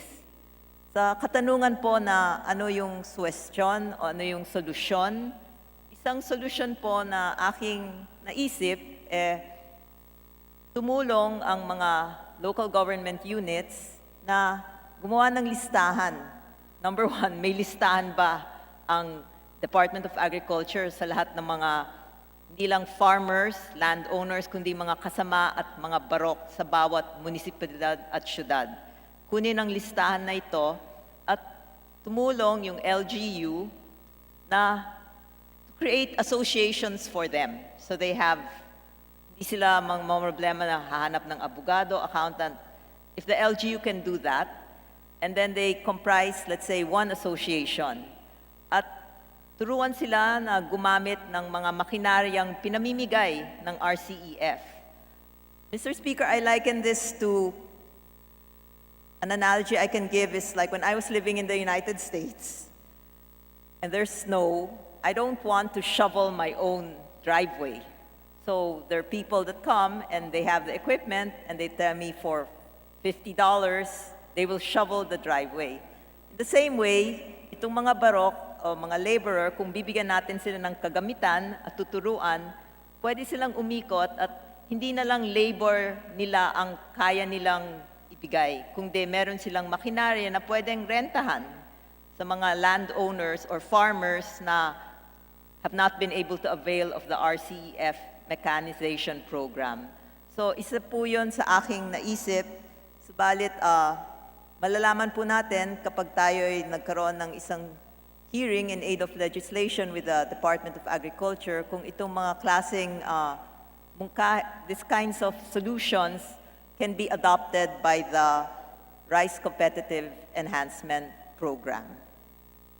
Salamat po doon sa inyong kasagutan. At talagang serious talaga yung problema. At talagang dapat aralin yung overall impact since the implementation of the law. Lalo na sa ating mga maliliit na kasama, barok, magtatanim at iba pa. Finally po, gusto ko lang i-share sa inyo itong data rin na nakuha natin. In terms of importing countries, rice importing countries, we should not be proud that the Philippines is probably the biggest with 6% of world imports. 6% of world imports. Followed by the European Union with 5%, China with 5%, Malaysia 3%, etc. So parang Pilipinas na, no, ang number one importer ng rice. And I believe because of the failed policies in agriculture, tama, tignan natin dahil batas nga ito. Pero sana meron pa tayong mas malaking overview, no? Baka maaring nakikita lang natin yung maliliit na bahagi ng problema, pero yung mas malaking bigger problem, hindi natin ma-address. So, ako'y nakikisa doon sa panawagan na magkaroon ng pagsisiyasat sa implementasyon ng programang ito para makita ang overall impact, yung role ng government, na banggit nyo po yung National Food Authority and other entities such as the Department for Agriculture on how they can hopefully achieve self-sufficiency not only in the long term but also in the short term. Salamat po sa ating gagalang-galang na kinatawan. Salamat po, Mr. Speaker. Majority Leader. Mr. Speaker, the next of our colleagues who wishes to interpellate Representative Vergara is the gentleman from Bukidnon, Representative Manuel Zubiri. I move for his recognition. The Honorable Manuel Zubiri of the 3rd District of Bukidnon is recognized for his interpellation. Thank you very much, Mr. Speaker. Mr. Speaker, I hope the sponsor, my good friend Ria from Nueva Ecija, will allow me to ask a few questions, Mr. Speaker. With pleasure, Mr. Speaker. Mr. Speaker, do you think, Madam Sponsor, if having a grain central per district will help the poorest of the poor farmers? Because right now, I think the problem are the post facilities that our farmers don't have. At the same time, they are being taken advantage of by big businessmen and a lot of traders that are quite opportunistic. So is it possible, will it benefit our farmers, especially the poorest of the poor farmers or the common farmer, to benefit from a grain central, a district grain central that will have all the post-harvest facilities, will have all the grain silos that are needed, and of course, with the minimal toll fee, Mr. Speaker, Madam Sponsor. Yes, most definitely, Mr. Speaker, providing post-harvest facilities for top rice-producing provinces. I mean, I think that should be in the rice industry roadmap. It shouldn't be a question of will it be good. It will be definitely one of the solutions for our small farmers to be able to store their palay so they're not taken advantage of by this middleman who just buy it at the lowest price just so they can, and the poor farmer sells it because he has no other option, as he has no access to this post-harvest facilities. Mr. Speaker, Madam Sponsor, second question. Do you think the Kadan system that we have in the sugar industry, which entails the farmers to sell a few Kadan or sell a few certificates and keep most of it to be able to avail of better prices in the future, will this system work for the palay industry or the rice industry? Mr. Speaker, Madam Sponsor. Mr. Speaker, I'm not very familiar with that kind of setup, but has it worked for the sugar industry? Yes, I believe, Mr. Speaker, it's been working for us. It's a system wherein if you sell loads of truckload or you have your loads of trucks of sugar, for example, being sent to the sugar central and it is milled, it doesn't mean that you will get your sugar bags, physical, no, 50-kilo bags. You will not have to get it right there and then. You get it in a form of a kedan. It is in a form of a certificate. And then you can sell part of your harvest or all of it, depending on the price on that week, no? And every week, the prices change. So it entails, or it gives the opportunity to the farmer to be able to get the best price for him or for her in terms of her harvest. That is why I believe that this system, the Kedan system, which is practiced by the sugar industry, will help even the rice industry and even the corn industry, Mr. Speaker, Madam Sponsor. I concur, Mr. Speaker. I hope we can include that in the House resolution that I will be submitting to consult with the Department of Agriculture if this is something that's doable for the rice industry. And lastly, thank you very much, Madam Sponsor. And lastly, Mr. Speaker, may I request that in the next budget for the Department of Agriculture, if we can allow ourselves to look into the post-harvest facilities of each and every town or city that we have and each and every district. Mr. Speaker, the problem really that we're having, and I know because I come from a farm-producing province, it is the post-harvest facilities that we are having a difficult time with. And we don't have a lot of our poor farmers from the areas that are really scarce of infrastructure. The people, the businessmen are really, a lot of big businessmen or traders are really taking advantage in a way of buying it so cheap because they don't have the post-harvest facilities. And when they buy it, the traders are the ones that do the post-harvesting for these people. And what happens is that they suffer. Our farmers really suffer a lot. And it will have, this will take a long time for them to be able to get back up to their feet. So, Mr. Speaker, I wish and I pray that we will give big importance to the post-harvest facilities of our farmers this coming 2021 or 2022, Mr. Speaker, Madam Sponsor. Marami pong salamat. Thank you very much. Mr. Speaker, yes, I just like to do a rejoinder.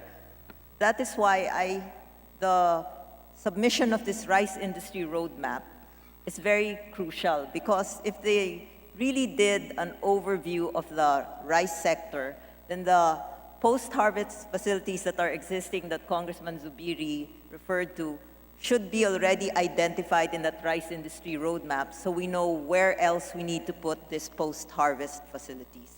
Thank you very much, Mr. Speaker. Thank you very much, Congressman Zubiri. Thank you very much, Mr. Speaker. Majority Leader. Mr. Speaker, I move that we refer the speech of the Honorable Vergara to the Committee on Rules, including, of course, the series of interpellations. So moved, Mr. Speaker. Is there any objection? The chair hears none. The speech of the Honorable Vergara, along with the interpellations of the Honorable Brosas, the Honorable Gaite, and the Honorable Zubiri are all referred to the Committee on Rules. Majority Leader. Mr. Speaker, I move we extend the privilege hour for another 30 minutes. So moved, Mr. Speaker. Is there any objection? The chair hears none. The privilege hour is extended. Majority Leader. Mr. Speaker, I move we recognize the Honorable Congresswoman Helen Tan, the 4th District of Quezon Province, for her privilege speech. The Honorable Helen Tan of the 4th District of Quezon is recognized for her privilege speech to be delivered by Zoom. Thank you so much, Mr. Speaker. Franklin D. Roosevelt, the 32nd President of the United States of America, in his address at the University of Pennsylvania on November 20, 1940, said this: "We cannot always build the future for our youth, but we can build our youth for the future." Mr. Speaker, ladies and gentlemen, mahal kong mga kababayan, I address this August chamber to discuss the pressing issue of mental health problems besetting the Filipino youth today. FDR words almost 81 years back still ring true this day. We can and we must build our youth for the future. But how exactly are we going to do that? Article 2, Section 13 of the 1987 Philippine Constitution provides that the state recognizes the vital role of the youth in the nation building and shall promote and protect their physical, moral, spiritual, intellectual, and social well-being. While the fundamental law did not specifically include mental among the well-being of the youth that must be promoted and protected by the state, many of us here have affirmed as a matter of policy during the 17th Congress of the Philippines the basic right of all Filipinos to mental health as well as the fundamental rights of people who require mental health services. Almost 3 years after Republic Act No. 11036, otherwise known as the Mental Health Act, was enacted into law on June 20, 2018. Its various provisions that mandate the formulation, development, and implementation of the national policies, strategies, and programs and regulations relating to mental health, integration of mental health care in the basic health services, as well as those strategies promoting mental health in educational institutions, the workplace, and in communities, among others, are now being put in a rigid test against the raging spread of the deadly COVID-19 pandemic in the country. The issues and concerns regarding mental health are varied, diverse, and specialized. I have, however, reasoned today with one particular reason in mind, and that is to build our youth for the future. That awesome task, however, stands wobbly in the face of the fact that the number of suicide cases and students with mental illnesses had risen drastically in the past years, with at least one suicide referral made each day. According to the 2015 World Health Organization Global School-Based Student Health Survey, among 8,761 students from grades 7 to 9 and 4th year in the Philippines, 11.6 among the 13 to 17-year-olds considered suicide, and 16.8% among 13 to 17 years old attempted suicide. That was before the advent of the present public health crisis.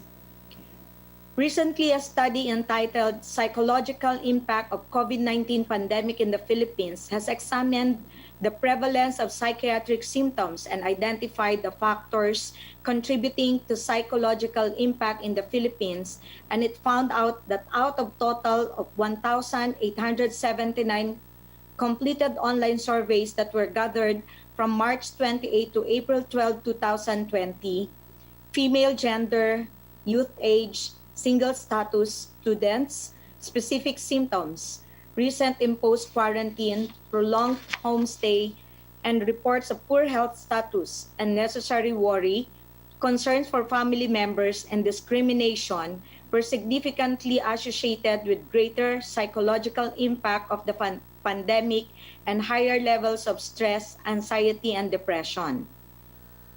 It was also reported that data from the National Center for Mental Health's hotline saw an alarming spike of calls in the midst of COVID-19 pandemic, including a monthly average of 53 suicide-related concerns, where a high volume of calls were observed in the month of April, May, June, and July. It also reveals that from an average of 13 to 15 daily calls before the pandemic, mental health providers are now receiving around 32 to 37 calls per day. From around 300 to 400 calls in May 2019 to February 2020, it spiked to at least 1,000 calls from April to July 2020. Majority of the calls are due to anxiety-related concerns. Suicide-related calls likewise peaked in July 2020 with 115 calls. Obviously, Mr. Speaker, the current public health crisis is already taking its toll not only on the health of our people as a whole, but on the mental health of the Filipino youth in particular. Mental health, or issues of mental health in the context of COVID-19 pandemic, reeks more intensely today, this very moment as we speak, as everyone is generally confined at home, especially our youth. Because of this, it bears asking, what now Department of Health? What now Commission on Higher Education? What now Department of Education? What now TESDA? What now Department of Interior and Local Government? Where are you in these most difficult times? Starting from Section 15, the Mental Health Act provides for different levels of quality mental health services, which start in the community. The law provides that responsive primary mental health services shall be developed and integrated as part of the basic health services at the appropriate level of care, particularly at the city, municipal, and barangay level. The standards of mental health services shall be determined by the DOH in consultation with the stakeholders based on current evidences. Every local government unit and academic institution shall create their own program in accordance with the general guidelines set by the Philippine Council for Mental Health, created under this Act in coordination with other stakeholders, LGUs, and academic institutions shall coordinate with all concerned government agencies and private sector for the implementation of the program. Section 21 on suicide prevention mandates that mental health services shall also include mechanisms for suicide intervention, prevention, and response strategies with particular attention to the concerns of the youth. 24/7 hotlines to provide assistance to individuals with mental health conditions, especially individuals at risk of committing suicide, shall be set up, and existing hotlines shall be strengthened. Then Section 23 of the law provides that the state shall ensure the integration of mental health into the educational system as follows. Age-appropriate content pertaining to mental health shall be integrated into the curriculum at all educational levels, and psychiatry and neurology shall be required subjects in all medical and allied health courses, including postgraduate courses in health. The last provision of Republic Act 11036 that I will mention, Section 24, is particularly critical. Educational institutions such as schools, colleges, universities, and technical schools shall develop policies and programs for students, educators, and other employees designed to raise awareness on mental health issues, identify and provide support and services for individual at risk, and facility access, including referral mechanisms of individuals with mental health conditions to treatment and psychosocial support. All public and private educational institutions shall be required to have a complement mental health professionals. As I have earlier queried, Mr. Speaker, what now? What has been done? Where are we now in the implementation of the Mental Health Act, particularly when it comes to the provision of mental health services to our young people? These questions, and more importantly, the answers to them, become urgently critical in the context of the fact that adequate health information, having grown-up children, perception of good health status, and confidence in doctors' abilities were significantly associated with lesser psychological impact of the pandemic and lower levels of stress, anxiety, and depression. So again, let me ask, where are the mental health services for the youth? Especially because the law mandates that all public and private educational institutions shall be required to have a complement of mental health professionals. I do not certainly see that happening now. Unfortunately, the existing Department of Education's guidance and counseling program is being undermined by the scarcity of guidance counselors, primarily because of salary issues. Primary importance given to academic or curricular development in the face of the country's urgent need to improve the quality of education also impairs the proper attention that should be given to the mental health of the Filipino youth. Given the many problems brought about by the negative effects of the emerging technologies on children, alarming suicide rates among youth, and the need to adequately prepare our students in choosing their career tracks for the K-12 program, not to mention the COVID-19 pandemic, It is important to strengthen the current guidance and counseling program of the Department of Education through a functional and structural restructuring of guidance and counseling organization in schools throughout the country.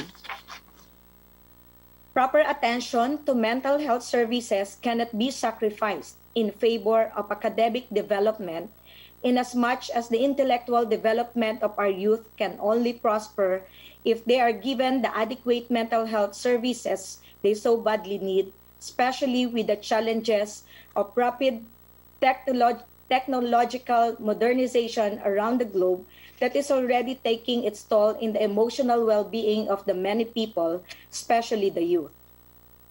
Technology such as cell phones, video games, internets, and computers have become an integral part of nearly every teenager's life, especially because of the forced distance, blended, and modular learning modes, such that it becomes imperative to guide school children regarding the responsible use of technology for them to make the most of its effect on their lives. Despite the immense need for counseling professionals, we have a very limited number of school-based counselors, psychologists, and social workers who are serving in our educational institutions, which is unfortunate considering that schools are supposed to be essential partners in caring for students' mental health. In the face of all this, Mr. Speaker, dear colleagues, we need to remember that mental health is an integral part of the Sustainable Development Goals, specifically Goal number 3, which focuses on ensuring healthy lives and promoting well-being for all at all ages, especially on the part of the youth. That is, if we still stand by results, the youth is the hope of our future. Mr. Speaker, it is therefore imperative to scale up the implementation of the specific provisions of mental health law that will directly impact our young people. I ask the LGUs to fast-track the provision of a responsive primary mental health services at their communities, which shall be developed and integrated as part of the basic health services at the appropriate level of care. These services should include mechanisms for suicide intervention, prevention, and response strategies, with particular attention to the concerns of the youth. I appeal to the DepEd, along with the local government units, to immediately craft responsive mental health programs. I urge the Department of Health to fund the establishment and assist in the operation of the community-based mental health care facilities in the provinces, cities, and cluster of municipalities in the entire country based on the needs of the population. I call on the Department of Health and the local government units to initiate and sustain a heightened nationwide multimedia campaign to raise the level of public awareness on the protection and promotion of mental health and rights, including but not limited to mental health and nutrition, stress handling, guidance and counseling, and other elements of mental health. I ask CHED, DepEd, and TESDA to ensure the immediate integration of mental health into their respective educational systems. At sa ating mga kabataan, nananawagan ako na maging malakas at matatag kayo sa lahat ng mga hamon at pagsubok. Kayo ang pag-asa ng bayan at sa inyo nakasalalay ang paggising at pagbangon ng bansang ito. Lastly, Mr. Speaker, let me plead on the members of this chamber to perform the oversight necessary to ensure that relevant agencies of the government are doing their part in the realization of quality and sustainable mental health services to our youth. This we must do if we are to build our youth not only for today, but for the future. Thank you, Mr. Speaker. Thank you, everyone, and good afternoon. Majority Leader. Mr. Speaker, our colleague, Representative Sarah Jane Elago, wishes to make a manifestation in relation to the speech of Representative Tan. I move that she be recognized. Honorable Elago is now recognized.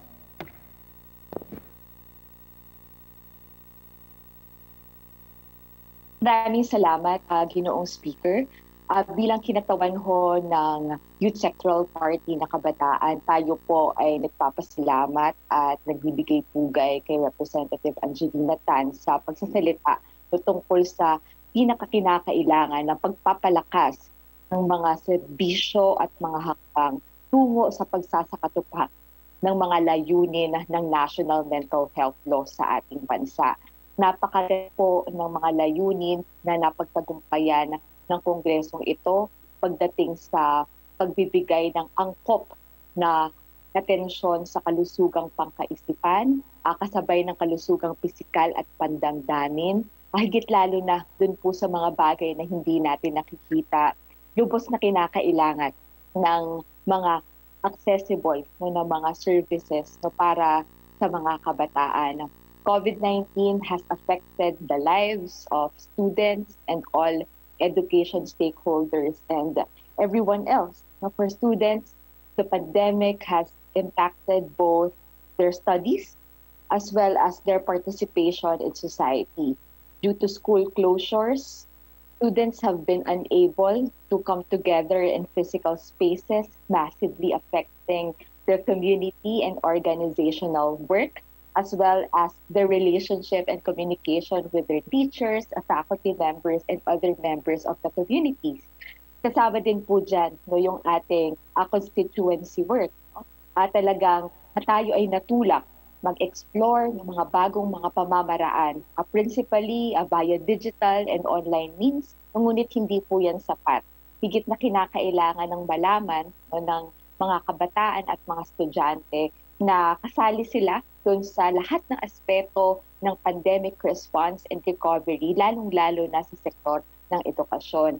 Akin pong hinihingi rin ang suporta ng ating chairperson ng Committee on Health sa panawagan ng kabataan na magkaroon na ng malinaw na gabay hinggil sa ligtas na muling pagbubukas ng mga paaralan, simula din sa mga areas na walang kaso ng COVID-19 at may pinakamababang transmission rate, na pwede po natin paghalawan ang karanasan ng iba't ibang mga bansa hinggil dito para pagsuporta na rin doon sa established na ng mga benefits ng face-to-face classes. Napakahalaga po niyan para matulungan ang mga learners na nasa gitna hindi lang ng public health crisis, kundi ng nagbabadya ng tumitindi na learning crisis sa ating bansa. Kaya muli, tayo po ay nakikiisa sa panawagan na palakasin at pag-aralan natin kung paano na ba napapatupad itong National Mental Health Act. Tiyakin natin na napapangalagaan natin unang-una ang kalusugan, ang kapakanan ng ating mga bata-kabataan at lahat ng mga kababayan nating Pilipino. Walang iwanan at walang maiiwan sa sama-samang pagbangon mula sa pandemya. Maraming salamat po muli. Majority Leader. Mr. Speaker, Representative Franz Castro of Party List ACT Teachers wishes to interpolate. Representative Tan, I move that she be recognized. Representative Castro is now recognized.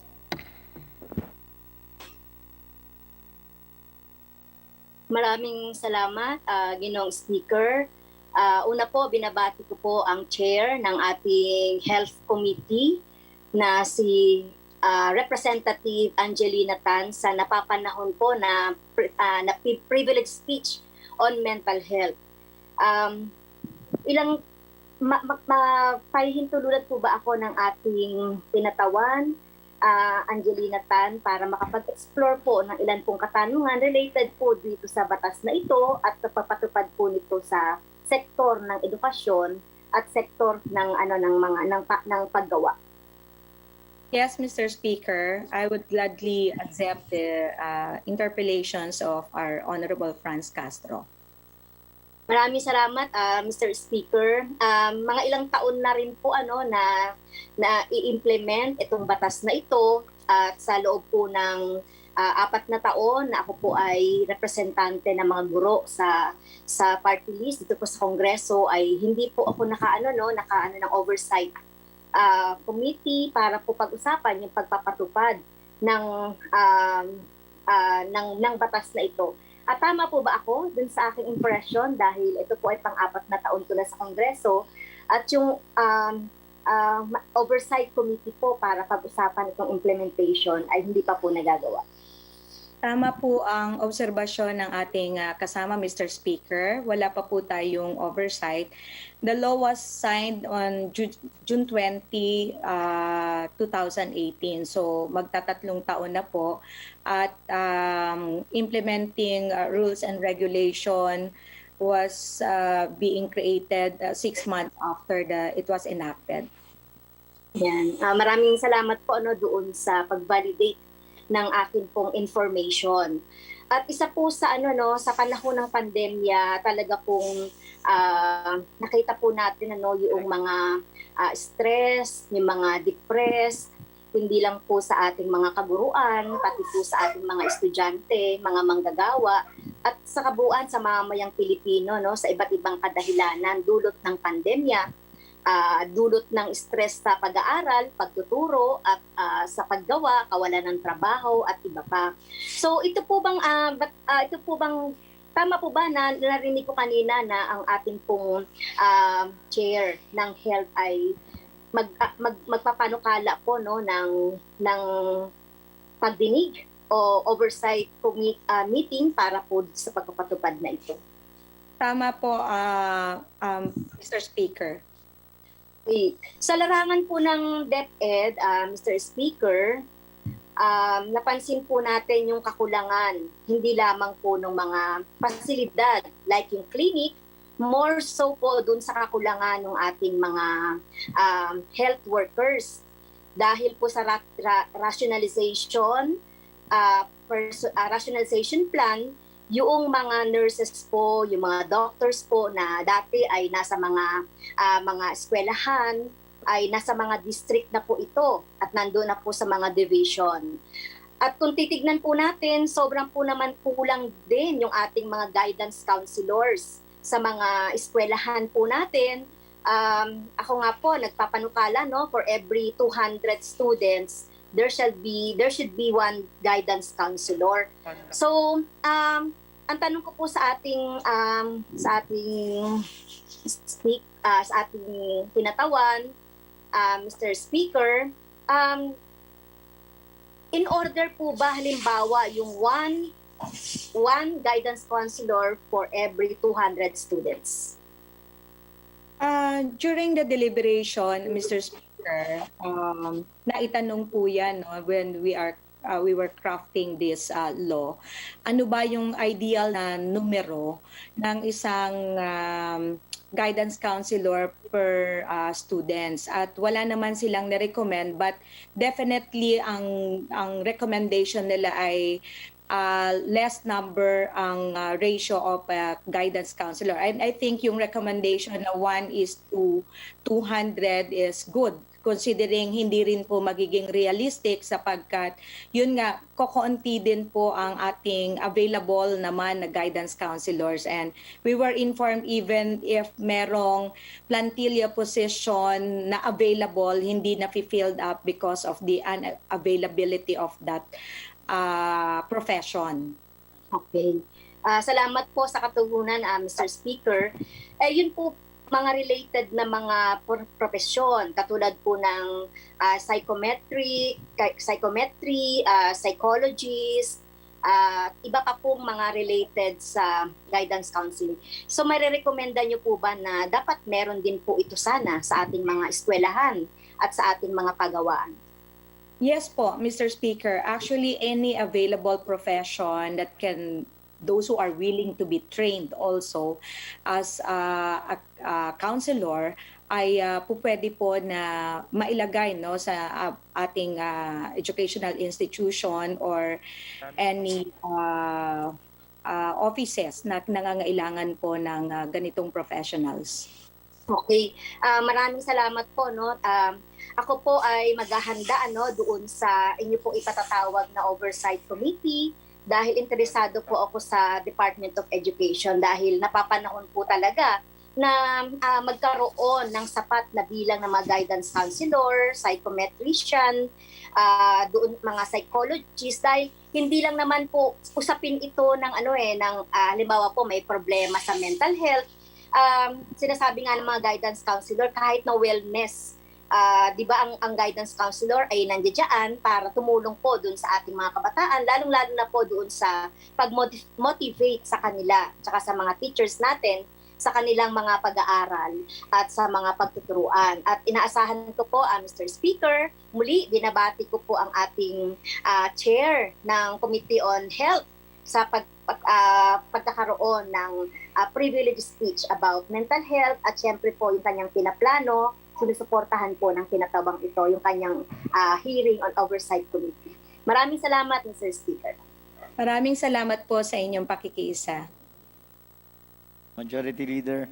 Mr. Speaker, there being no other interpellators, I move that we refer the speech of the Honorable Representative Angelina Helen Tan to the Committee on Rules for its appropriate action, as well as the interpellation. So move, Mr. Speaker. Any objections? Hearing none, the speech of Honorable Tan be forwarded to, and its interpellation be forwarded to the Committee on Rules. Majority Leader. Mr. Speaker, I now move that we recognize our colleague from the 1st District of Nueva Ecija for her privileged speech, Representative Estrelita B. Swansing. So move, Mr. Speaker. Honorable Swansing is now recognized. Thank you, Mr. Speaker. Thank you, Majority Leader. Mr. Speaker, distinguished colleagues in this august chamber, magandang hapon po sa ating lahat. It was the late Anglo-American poet W.H. Auden who wrote, and I quote, "Thousands have lived without love, not one without water." There is no use to define the importance of water in our daily lives. We all come to recognize it every day, every minute, every second. Not only does it enable life itself, but it also enables the exercise of what makes life worth living. Accessibility to water is a human right and allows for all human rights. Our right to food, to provide and protect ourselves and our families, our right to education, to health, to mobility, to leisure, and to form and define our very society all depend on our basic right to access clean, potable water. I stand here today to bring to the attention of this chamber to all our countrymen, especially to my constituents in the 1st District of Nueva Ecija, an issue that threatens the right of citizens to have low-cost, quality access to water in the municipality of Talavera. Noong mga nakaraang linggo, naipabatid sa akin ng ilang mamamayan mula sa bayan ng Talavera ang di umanong plano na isapribado ang Talavera Water District. Nais itong ipasailalim ng bayan ng Talavera sa Pamana Water Corporation na pagmamay-ari ng negosyanteng na si Lucio Co. Nang naipabatid sa akin ang planong ito, ay nagsiyasat ang aming opisina tungkol sa planong ito sa kasalukuyang performance ng Talavera Water District, pati na rin ang mga posibleng epekto ng nasabing pagsasapribado nito sa presyo ng tubig, sa kawalan ng trabaho ng mga kasalukuyang empleyado nito, sa paglalaan ng tubig sa lokal na komunidad at sa iba pang potensyal na epekto nito sa mga ordinaryong mamamayan ng Talavera. Base sa technical literature tungkol sa pagsasapribado ng water utilities, tatlo ang primerong rason para sa pagsasapribado ng pamamahala ng water distribution. Una, kung mababa ang coverage area ng water distribution system at kung hindi nila napapalawig ito. Ikalawa, kung mababa ang water quality at service quality na ibinibigay nito. Ikatlo, kung hindi maganda ang pagpapatakbo at nalulugi ito. Alinman sa mga tatlong rason na ito ay hindi nakikita sa kasulukuyang operasyon ng Talavera Water District. Ayon sa aming pagsusuri sa performance ng Talavera Water District, lumalabas na maganda ang operasyon nito. Una, mataas ang coverage area nito. 98% ng serviceable area sa bayan ng Talavera ang nalagyan ng pipes at nahahatiran ng tubig mula sa water district. Ikalawa, kasalukuyang hinaing ang ating mga kababayan pagdating sa water quality o sa putol-putol na serbisyo ng tubig ay hindi nangyayari. Ikatlo, hindi nalulugi ang water district. Sa katunayan, consistently profitable ito mula nung ito ay itinayo noong 1989. Kaya mga aming ipinagtataka kung bakit nagkakaroon ng planong pribado ang Talavera Water District ngayon dahil mukha namang walang problema sa operasyon nito. 98% ng bayan ay nasiserbisyohan na ng tubig, maayos ang kalidad ng serbisyo ng tubig at hindi nalulugi. Kaya pagkatapos ng aming paunang pagsisiyasat sa isyu na ito, tumatayo po ako ngayon dito sa Kongreso upang ipahayag ang aking mariing pagtututol sa pagsasapribado ng Talavera Water District. Tumututol ako dito hindi lamang dahil maganda ang kasalukuyang operasyon nito. Higit dito, alam kong malaki ang magiging pinsala nito sa aking mga kababayan sa Talavera. Dalawa rito ang nais kong bigyang atensyon. Una, ang pagtaas ng service fees. At ang ikalawa, ang pagkawala ng trabaho ng maraming mga empleyado ng Talavera Water District tulad ng mga maintenance at administrative personnel. Una, ang pagtaas ng service fees. Dahil paghahanap ng kita ang pangunahing layunin ng mga pribadong kumpanya tulad ng Pamana Water Corporation at dahil hindi nakontrolado ng gobyerno ang presyo ng tubig, maaaring tumaas ang water service fees sa buong Talavera. Ikalawa, ang kawalan ng trabaho. Maraming mga empleyado ang matatanggal dahil sa reorganization and restructuring. Ibig sabihin nito, magbabawas at magpapalit sila ng mga empleyado. Kung mangyari ang mga ito, hindi lamang ito labag sa layunin ng gobyerno na protektahan ang karapatan ng mga mamamayan sa paggamit ng tubig. Ito ay magiging karagdagang pabigat sa ating mga kababayan sa bayan ng Talavera, lalo na ngayong panahon ng pandemya.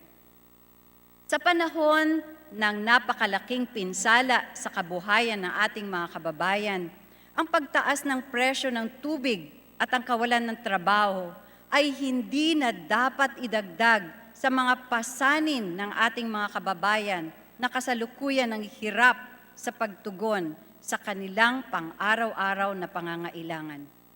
Higit sa lahat, ako po ay tumatayo dito ngayon hindi lamang para iulat sa Kongreso ang planong ito, pero para na rin ipabatid ito sa aking mga minamahal na mga kababayan sa bayan ng Talavera. Base sa pakikipag-usap ko sa aking mga kababayan, hindi man lang alam ng mga mamamayan ng Talavera na merong ganitong usapin ukol sa pribado ng Talavera Water District. Hindi man lang nila alam na sa kasalukuyan ng nakikipag-usap ang kanilang mga opisyales sa bayan ng Talavera sa isang pribadong kumpanya tungkol sa pagsusulong ng planong ito. Kaya sa aking mga kababayan sa Talavera, nandito ako, alinsunod sa aking tungkulin sa inyo bilang inyong representante sa Kongreso para ipabatid sa kinaukulan na sa inyo ang isyu na ito at ang mga mapinsalang epekto nito sa inyong mga karapatan at kabuhayan. Karapatan ninyong malaman ang ginagawa ng inyong mga opisyales sa bayan ng Talavera at kung paano ito makaapekto sa inyo. Ang aking tanging hiling ay sa pagsisiwalat ng impormasyon na ito ay hawak kamay nating ipaglaban ang inyong mga karapatan. Asahan ninyo na hanggang sa aking huling hininga, kayo ay aking poprotektahan at ipagtatanggol. Alinsunod din sa aking tungkulin bilang kinatawan ng unang distrito ng Nueva Ecija, Mr. Speaker, I now call on this august chamber to immediately conduct an inquiry into the alleged privatization of the Talavera Water District in order for the distinguished members of this body to carefully scrutinize the motives for such, the objectives of privatizing this institution, and the potential effects that it may bring forth to the people of Talavera, Nueva Ecija. In pursuit of such inquiry, may I call this august chamber to refer this matter to the appropriate committees of the House of Representatives to immediately conduct an inquiry and invite the concerned parties, including the Chief Executive of the Local Government of Talavera, the President of the Pamana Water Corporation, the Acting Administrator of the Local Water Utilities Administration, the General Manager of the Talavera Water District, its board members, and the officers of the Talavera Water District Employees Association. Ang paggamit ng tubig ay isang karapatan. Dahil ito ay isang karapatan, may responsibilidad tayo bilang mga kinatawan ng bayan na siguraduhin at pagtibayin ang pangkalahatang paglaan ng tubig sa ating mga kababayan. Higit sa lahat, may responsibilidad tayo para protektahan ang ating mga kababayan sa mga pagpapatupad ng mga planong maaaring makapinsala sa kanilang kapakanan at lalabag sa kanilang mga karapatan. Aking hiling na panindigan ng Kongreso ang mga tungkulin nito sa ating mga kababayan at pangalagaan ang karapatan ng lahat sa pakikinabang sa paggamit ng tubig, marangyaman o maralita. Maraming salamat, Mr. Speaker. Maraming salamat, Majority Leader. Magandang hapon, my dear colleagues, at patnubayan po tayo ng Panginoon. Majority Leader.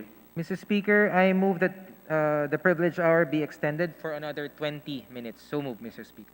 Is there an objection? I hear none, then the motion is approved. Majority Leader. Mr. Speaker, I move that we recognize the Honorable Ferdinand Gaite of Bayan Muna Party List for his interpellation. So move, Mr. Speaker. The Honorable Ferdinand Gaite of Bayan Party List hereby recognized. Maraming salamat po, Mr. Speaker. Pahintulutan po ba ng ating kagalang-galang Congresswoman Swansing na makapagtanong ang kinatawang ito sa napakahalagang issue, ang problema ng privatization ng serbisyong patubig sa mga pamayanan? It is my honor, Mr. Speaker. Salamat po. Sa ating kagalang-galang na nagbigay ng napakagandang pagpapaliwanag at tindig hinggil sa water privatization, gusto ko lang ibahagi sa matagal na panahon nung ako ay naging Pangulo ng Courage, isang concern po ng mga government employees yung epekto ng privatization ng water services sa iba't ibang water districts. Ayon sa datos, umaabot ng mahigit 400, 500 ang water districts sa buong Pilipinas na nagbibigay ng serbisyong patubig sa iba't ibang pamayanan. Ngunit ngayon ang direksyon nga po, tulad na nabanggit, ay patungo sa privatization ng isang serbisyong, sabi nyo nga po, karapatan, the right to water. Ngayon po ba, ano ho na ba ang status ng nabanggit nyo po sa Talavera na tulad sa mahigit 70 other water districts, about I think 74, 75 water districts, were also placed under such an arrangement. By mga private, originally it was a water district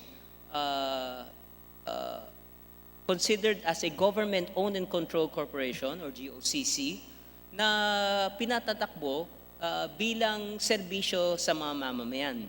Pero ngayon, tulad na nakikita natin ngayon, tulad sa Talavera, tulad po sa Bacolod City, tulad rin po dito sa Metro Manila, MWSS, sa Tarlac City, at marami pang ibang lugar, ang direction po ngayon ay privatization. Ano ho bang tingin yung masamang epekto kung i-privatize ang isang water district? May pagkakaiba ho ba sa pribado, sa publiko, Madam Sponsor? Mr. Speaker, nabanggit ko po kanina na 3 lang ang rason kung bakit dapat privatize ang water district. Kung ito ay mahina, paputol-putol ang pagserbisyo, kung ito ay nalulugi, at meron pang isa.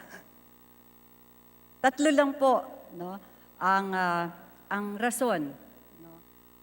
At ang epekto nito kapag ito ay maisa pribado na, ay talagang tataas ang presyo. Ngayon ay kung ito po ay under GOCC o ito po ay for example po dito sa Talavera Water District, mababa po ang presyo dahil ito po ay non-VAT, wala pong VAT. Pero Mr. Speaker, kapag ito po ay naging privatized na, magkakaroon na po ng 12% VAT. At syempre po, tataas na ang presyo dahil alam naman po ninyo na ang mga pribadong kumpanya, ang tinitingnan ay ang magkaroon sila ng kita. So talaga pong ang hindi po magandang epekto nito ay pagtaas ng presyo at syempre po magdadala ng empleyado, sariling empleyado, ang mga pribadong kumpanya ng kanilang mga tao. Maraming salamat po sa inyong kasagutan. At malinaw nga po doon sa nabinanggit nyo na bilang karapatan sa tubig, napakahalaga na ito ay natili sa kamay ng publiko dahil ito nga po yung paraan para merong say ang ating mga mamamayan sa pagpapatakbo nito. Ngunit pag sa pribado ito, tulad na nabanggit nyo, gagawin itong negosyo at magpapataw ito ng karagdagang singil tulad po nung sinasabing 12% VAT dahil ito yung nakasaad sa batas. Unlike sa as a public entity, hindi siya nangangailangang mag-charge ng 12% VAT. Pero gusto ko lang pong i-clarify po yung nabanggit yung huli, yung nagdadagdag ng empleyado. Batay sa karanasan ng maraming water districts po na na-privatize, kabaligtaran po ang nangyari. Yung mga dating empleyado ng mga naturang mga water districts ay natatanggal. Dahil supposedly, according to the privateers, hindi daw necessary yung ganong kalalaking bilang ng mga regular na empleyado. At madalas natatanggal ito. At ang masakit, bagamat kailangan pa rin yung mga manggagawa, sa halip na kumuha ng mga regular na empleyado, i-outsource na lamang o i-job out yung mga functions tulad ng repair, maintenance, meter reading, etc. So, ang sakit talaga para sa mga empleyado rin ito.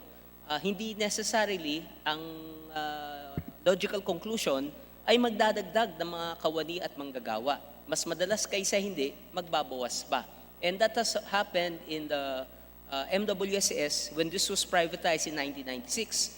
When they had 10,000 employees, it was effectively reduced by 60%. 4,000 ang natira sa Manila Water at Maynilad. Ganun din ngayon sa Basiwa, Bacolod City Water District, which we are assisting as of now, about 60 employees. Starting January, Madam,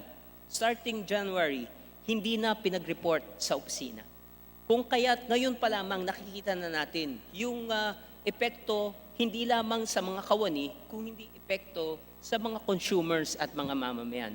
At kaysa po ako ng ating kagalang-galang na kinatuan, Congresswoman Swansing, sa kanyang pagtindig sa pagtutol dun sa nagaganap na privatization. Pero panghuli, alam ba ng ating kinatawan, sino ba ang mga very active dito sa, well, other than Talavera, ang balita ko kasi dito sa mga ibang kalapit na mga lugar, ay meron na ring efforts to privatize out other water districts, no? Lalo na yung mga malalaking mga water districts, kung hindi pa siya napaprivatize. Pero maraming efforts na i-privatize. Alam niyo po ba anong mga companies ang involved dito sa privatization ng mga naturang water districts and also of course sa Talavera? Mr. Speaker, sa ngayon ang mga opisyales ng Talavera, bayan ng Talavera ay nakikipag-usap sa Pamana Water Corporation. So ito ay nabanggit ko nga po kanina, ito po ay may pag-uusap na at nanghihingi na ng feasibility study ang Pamana Water Corporation para pag-aralan nila ang pag-privatize nitong Talavera Water District. Salamat po. Kaya lang po natanong ito dahil may mga malalaking korporasyon na involved dito sa privatization ng mga water districts. Naging parang specialization nila, no?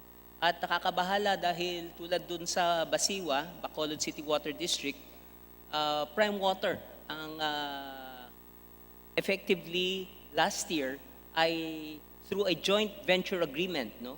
Joint venture agreement ay na-control na ang operations ng naturang ahensya. Gayun din ang ibang ahensya tulad nabanggit ko yung Tarlac City ay kung mapupunta kayo sa Tarlac, nabular na po yung pangalan ng dating Tarlac Water District. Ngayon Prime Water Water Services na ang pangalan. Pero ang isang nakakabahala din, Madam Sponsor, ay yung usapin ng paano nagkakaroon ng control ang ilang kumpanya sa serbisyong ito. At ang panganib nga po yung sinasabing monopolyo na dapat ito ay nababantayan dahil ayaw rin natin na makontrol ng iilan ang isang napakahalagang serbisyo na dapat kontrolado ng mamamayan. Kaya po sa ganang akin ay kami po ay nakikisa, as a matter of fact, kami po ay may mga hinapag na rin mga panukala na batas, panukalang batas at resolusyon para imbestigahan ang nagaganap na privatization ng iba't ibang water districts.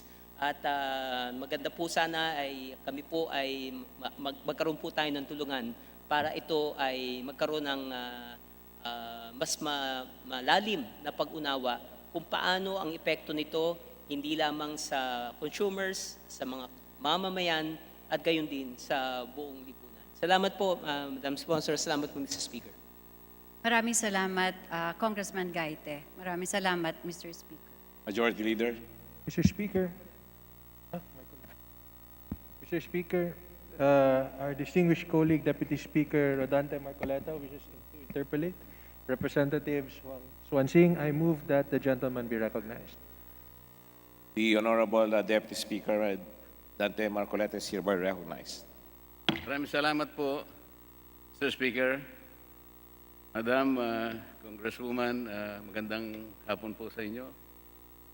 Ako po ay Magandang natutuwa hapon po. sapagkat sa kayo sa nakapapansin tungkol dyan sa mga water districts natin sa ating bansa na kagaya ng binabanggit ninyo sa Talaberan, Nueva Ecija,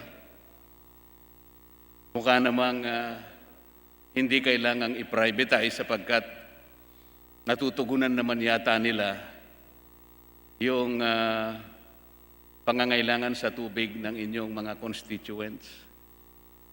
Alam po ninyo, kaya gusto ko rin magtanong sa inyo, sapagkat sa aking lalawigan sa Tarlac, particular na po, Mr. Speaker, sa bayan ng Paniki, dati po ay water district din po ang namamahala sa pagdudulot ng tubig sa lahat ng mga kabahayan sa aming munisipyo. Ang napansin ko po, Mr. Speaker, itong mga huling pag-uwi ko sa probinsya, simula po nang ito ay ma-privatize, kukunti na lamang po yung daloy ng tubig na tumutulo sa mga gripo. Kung minsan po may pagkakataon na halos walang tumutulo, napansin ko ito, Sir Speaker, Your Honor, dahil hindi po ganito yung serbisyo nung wala pa yung private concessionaire na nakakuha ng pagsisilbi ng tubig sa Paniki. Bukod pa ron, Mr. Speaker, nung magtanong-tanong po ako sa barangay, mas mahal pa po yung singil ngayon. Ganon din po ba ang napansin ninyo sa inyong distrito, mahal na Kinatawan? Mr. Speaker, yung sa Talavera Water District po ay nasa negotiation pa lang. At yan po ang isa sa aking kinatatakutan dahil hindi po putol-putol ang serbisyo at maganda ang coverage at maganda ang presyo. Pero kapag po ito ay matanggal na sa GOCC, dahil po ang GOCC ay hindi po subject to 12% VAT, sigurado po natataas ang presyo. Ano po kaya ang naisip ninyong paraan sa inyong lugar sapagkat sa Paniki ay hindi nabantayan po yung pagkakasalin sa kamay ng pribadong sektor ng pagdudulot ng tubig sa mga kabahayan. Bigla na lamang po na napunta sa kamay ng pribadong sektor at ang serbisyo po talaga ay masasabi nating napakalayo doon sa dati. Hindi ko po makita ang naging dahilan kung bakit ang sabi nila raw noon ay pagbubutihin nila lalo ang kanilang mga pagsiservisyo, pero kabaligtaran po ang nangyari. Ano po ba ang sa palagay ninyo ang dapat gawin sa mga ganitong mga lugar na kung saan ay hindi na po water districts ang namamahala, kung hindi providing sektor, pero ang experience po ng mga tao ay napaka-baba o hindi po maganda ang serbisyong tinatanggap nila ngayon dahil bigla pong tumaas yung singil sa tubig, humina naman po yung tulo ng tubig na yan sa kanilang mga gripo. Mr. Speaker, ang naiisip ko lang ngayon, dahil ako po ay nasa negotiation pa lang po, no, ang kasalukuyang nangyayari sa amin, kaya po ito po ay aking tinututulan.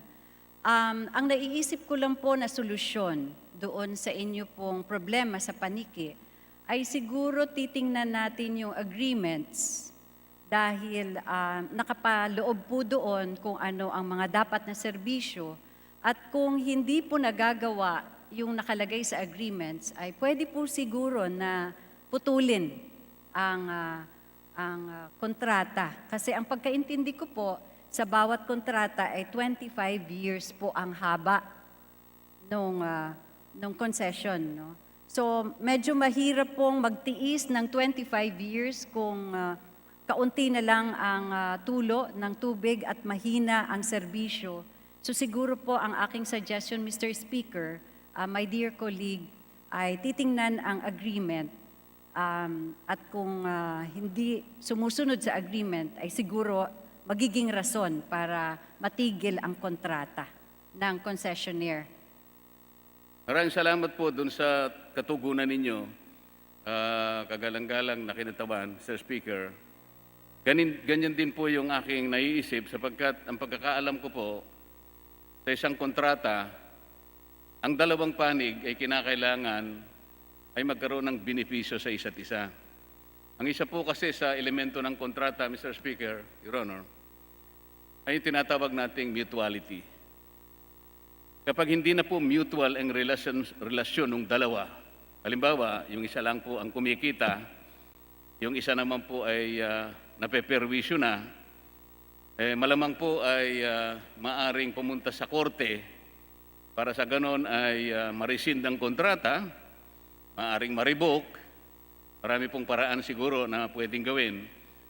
Ang nakita ko po kasi, Mr. Speaker, Your Honor, initially, parang doon sa kontrata nila, bagamat wala pa po akong kopya, itong private water concessionaire na to, parang kinuha niya lahat ng mga receivables eh. Sa mga tweed, wala pa po siyang investment. Siya na yung naningil doon sa receivables ng water district, pero wala po akong nakikita na kanyang ginawa para lalo niyang palawakin o pasiglahin o kaya lalo niyang pagandahin ang serbisyo. Sapagkat itong nakakarang 3 buwan na pag-uwi ko sa amin, Mr. Speaker, Your Honor, talaga pong mistulang nakasara na po yung, yung mga gripo.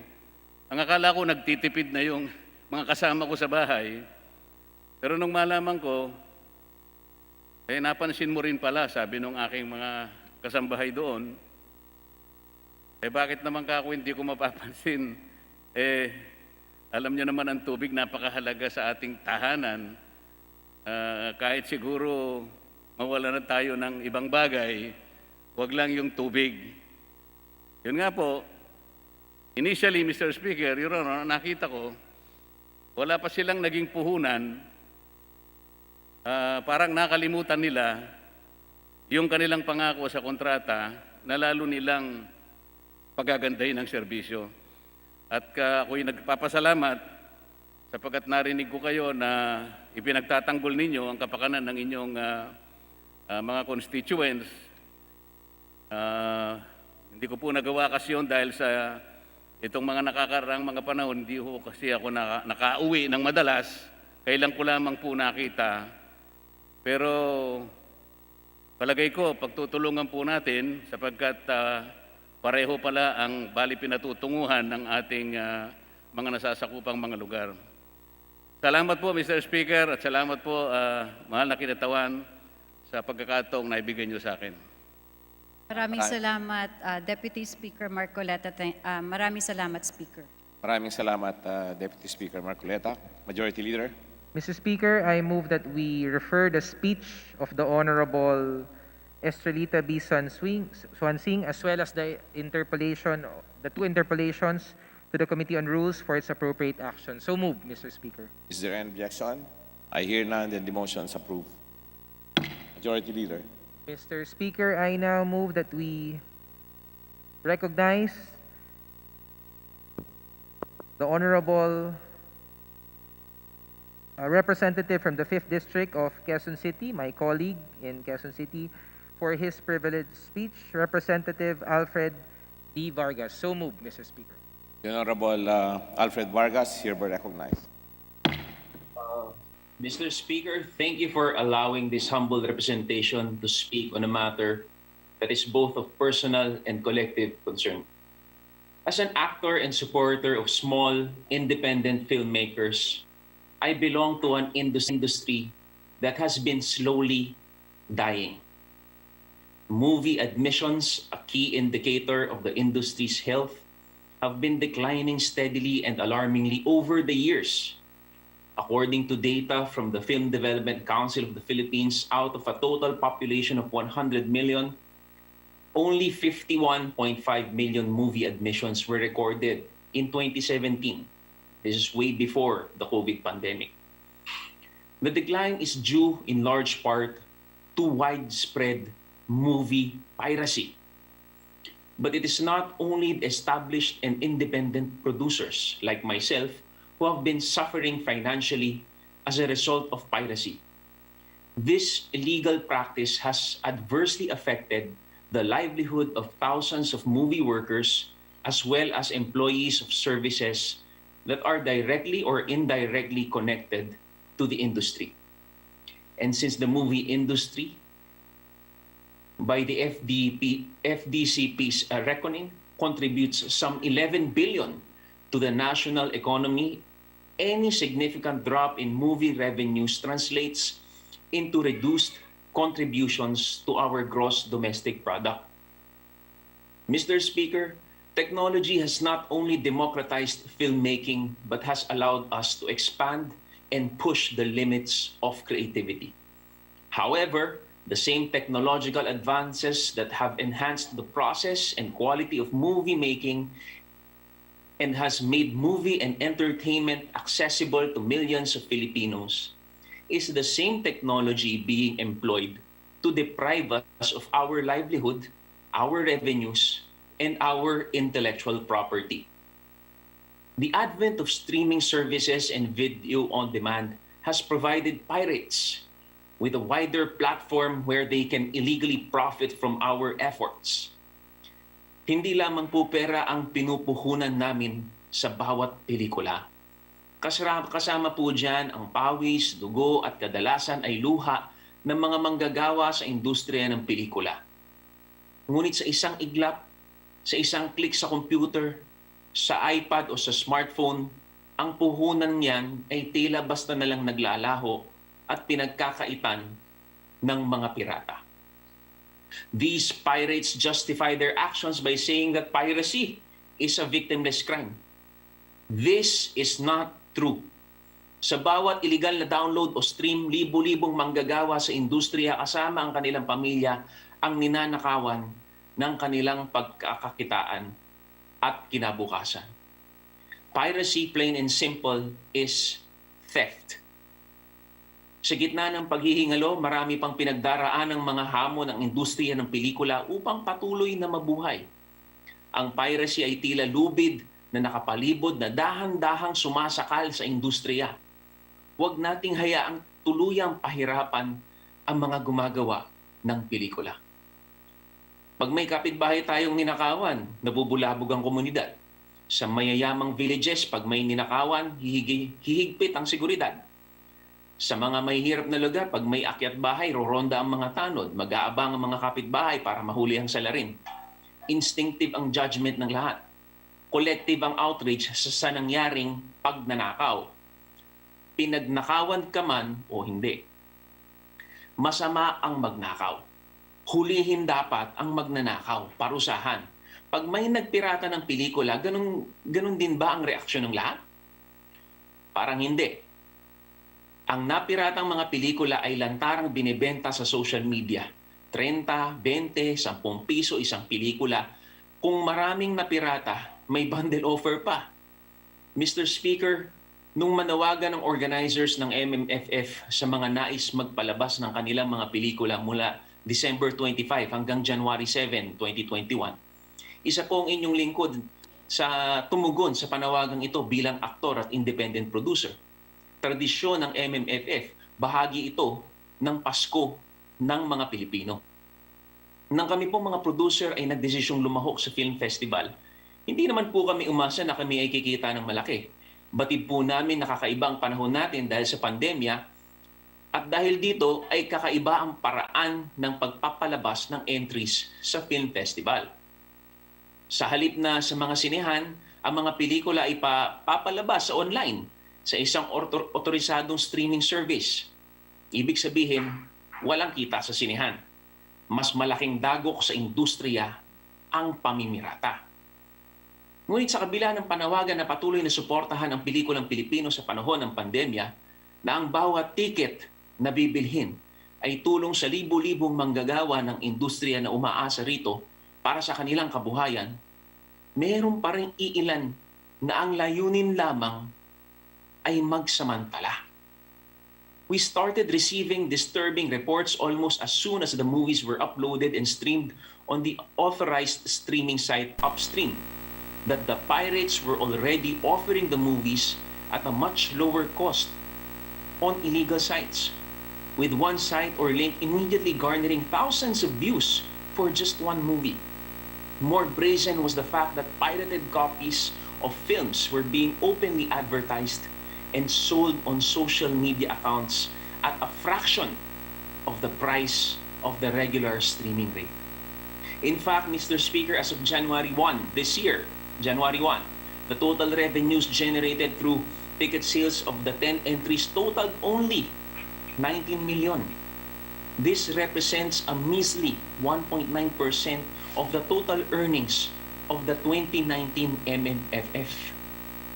Because of this, the Optical Media Board has arrested and filed charges against 18 individuals for illegally downloading and distributing the MMFF entries, which are violations of the provisions of RA 9239, the Optical Media Act, and Republic Act 8293, or the Intellectual Property Code.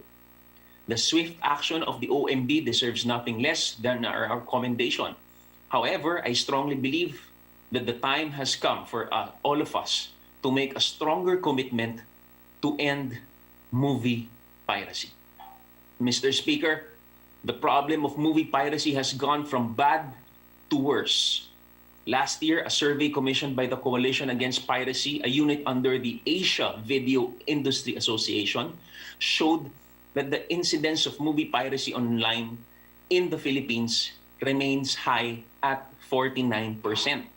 In contrast, online piracy has dropped significantly in Malaysia and Indonesia. According to the report, online piracy in Malaysia is at 22%, representing a decrease of 64% from the previous year.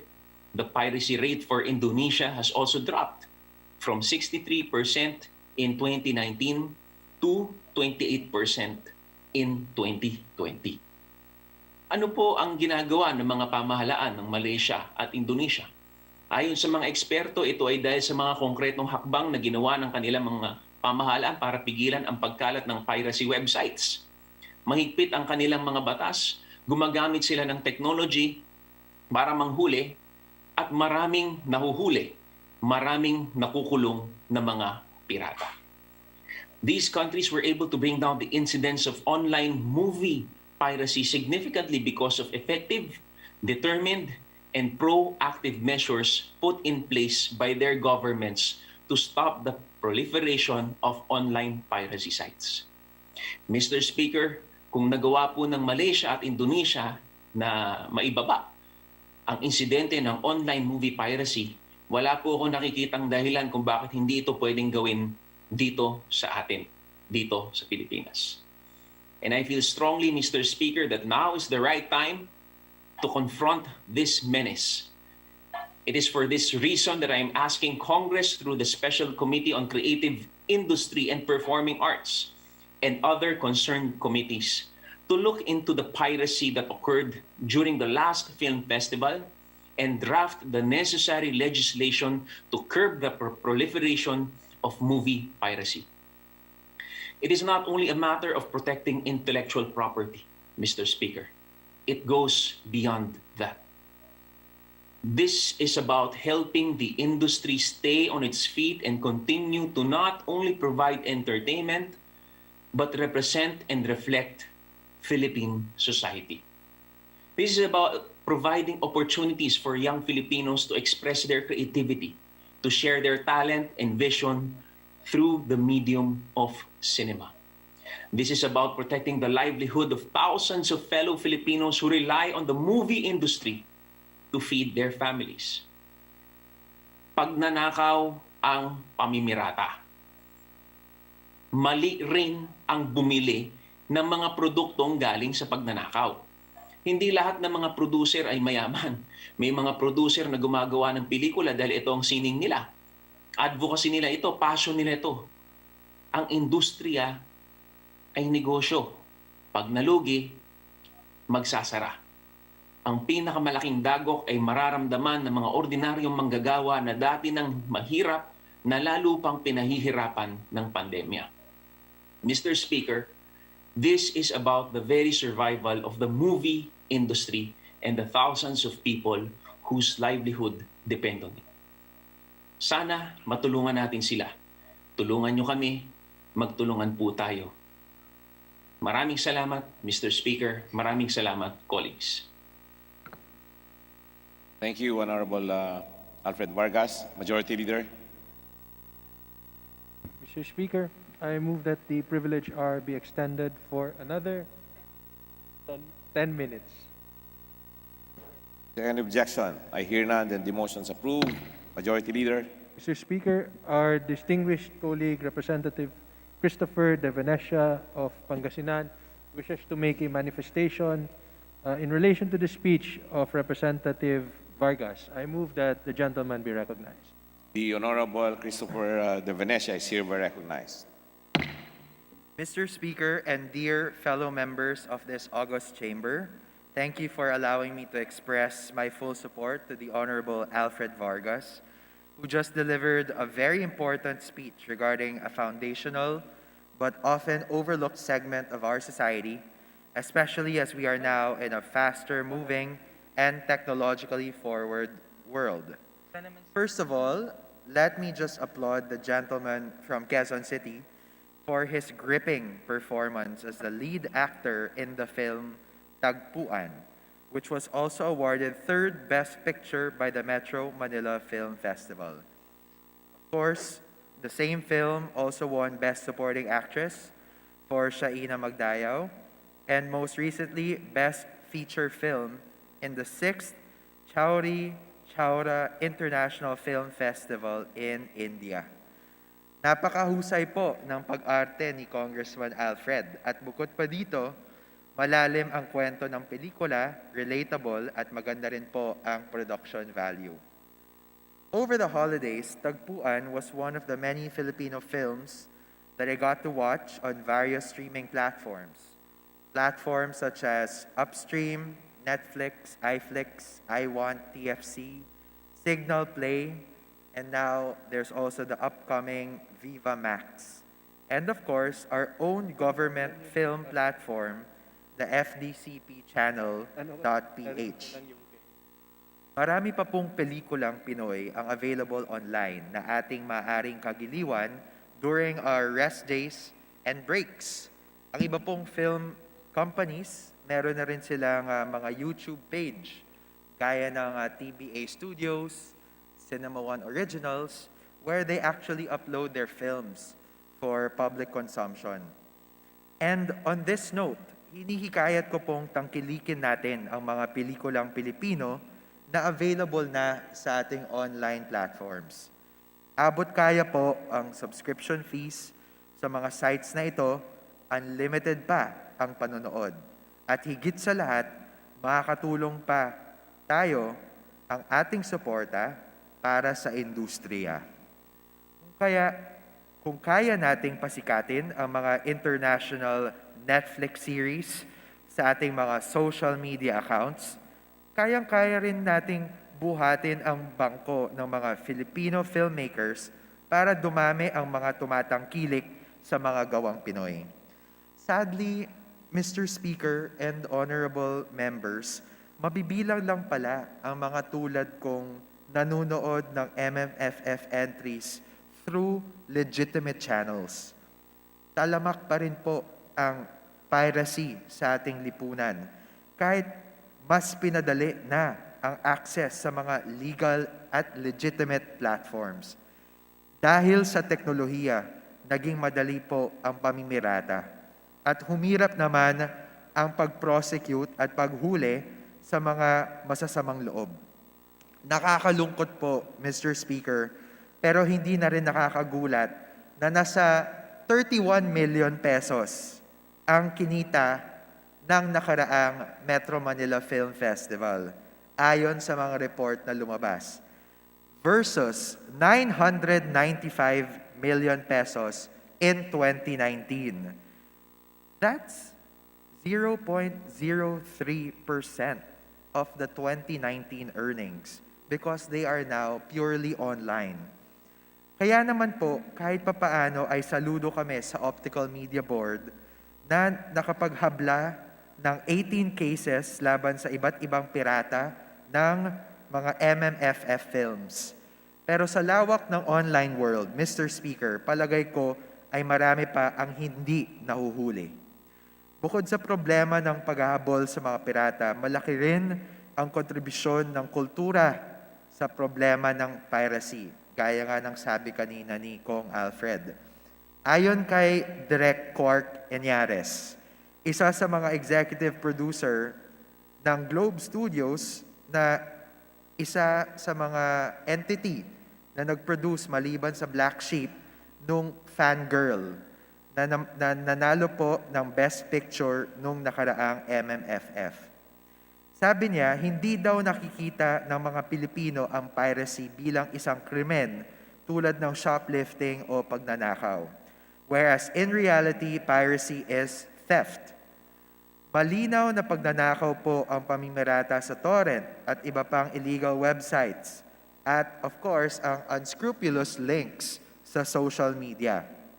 In fact, sa isang survey na ginawa noong nakaraang Oktubre, tinatalang na sa 49% daw ng mga Filipino consumers ang may access sa streaming piracy websites at torrent sites na palagay ko ay maliit na numero pa nga.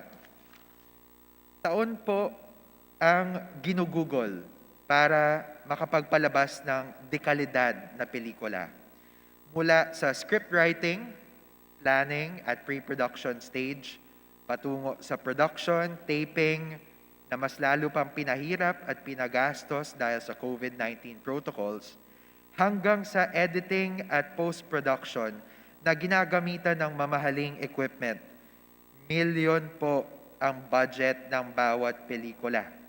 Kaya naman mahalaga para sa mga local producers ang kumita o kahit mabawi man lang ang ginastang pondo. Kung nasa murang-murang 250 pesos ang isang pelikula sa MMFF, tapos ibebenta ng pirata ito ng 5 pesos o 10 pesos yung link para i-download yung film. Ano naman po ang laban ng producer sa mga pirata kung magpapatuloy yung ganitong klaseng kalakaran? Ayon sa mga stakeholders, tumaas pa ang budget ng mga pelikula by 30% dahil kinikailangang obserbahan ang COVID protocols on set. Kasama na sa production ngayon ang swab test, PPE, at quarantine facilities bago makagawa ng mga tinaguriang locked-in shoots. Maswerte po siguro tayo dahil marami sa mga Pilipino ang mga tunay na talentado at may passion para sa industriyang ito, na kahit mahina ang benta sa takilya, ay patuloy lang ang paggawa ng pelikula. Pero may hangganan lang din po ito. Hindi sila pwedeng martyr forever. Dahil syempre, kung hindi kikita ang pelikula, ay bakit pa sila magpo-produce? At kung gumawa man sila, mahirapan silang pagandahin ang kalidad dahil sa pagtitipid ng budget. Ang epekto po ng online piracy ay babalik din sa ating mga consumers. Kapag nawalan na ng gana ang ating mga producers, ay hindi na tayo makakapanood ng magagandang kwento at magagandang sinematografiya na kinagigiliwan ng maraming Pinoy, lalo na po ang kabataan.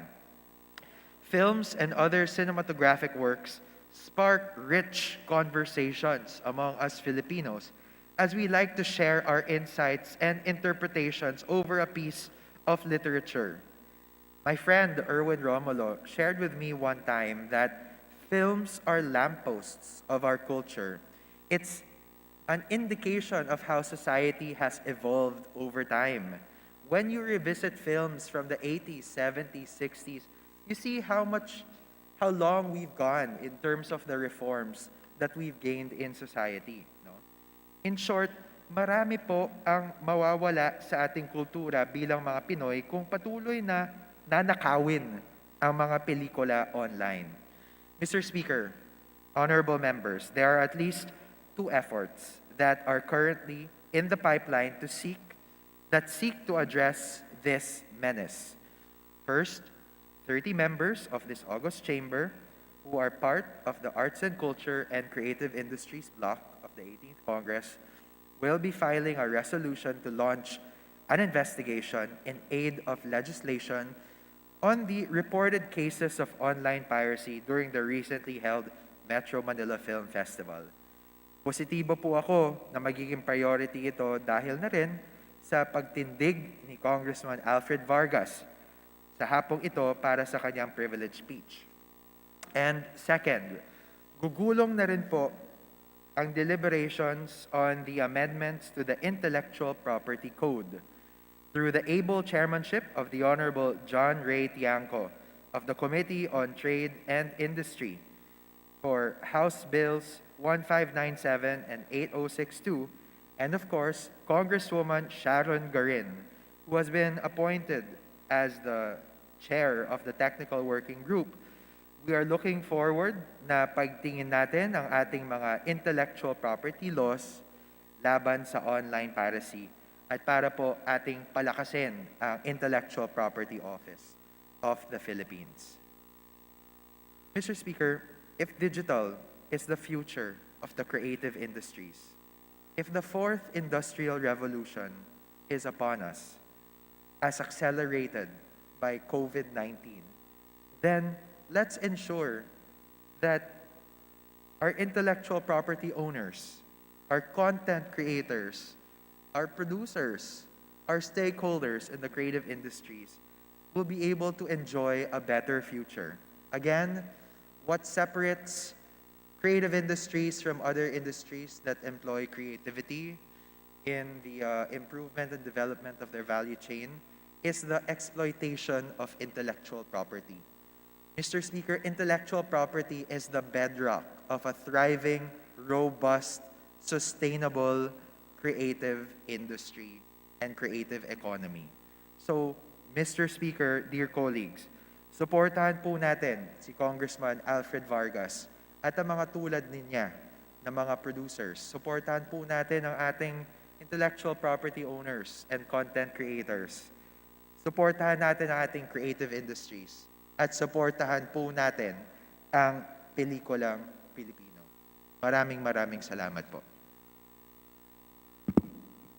Maraming salamat, Honorable Christopher De Venecia.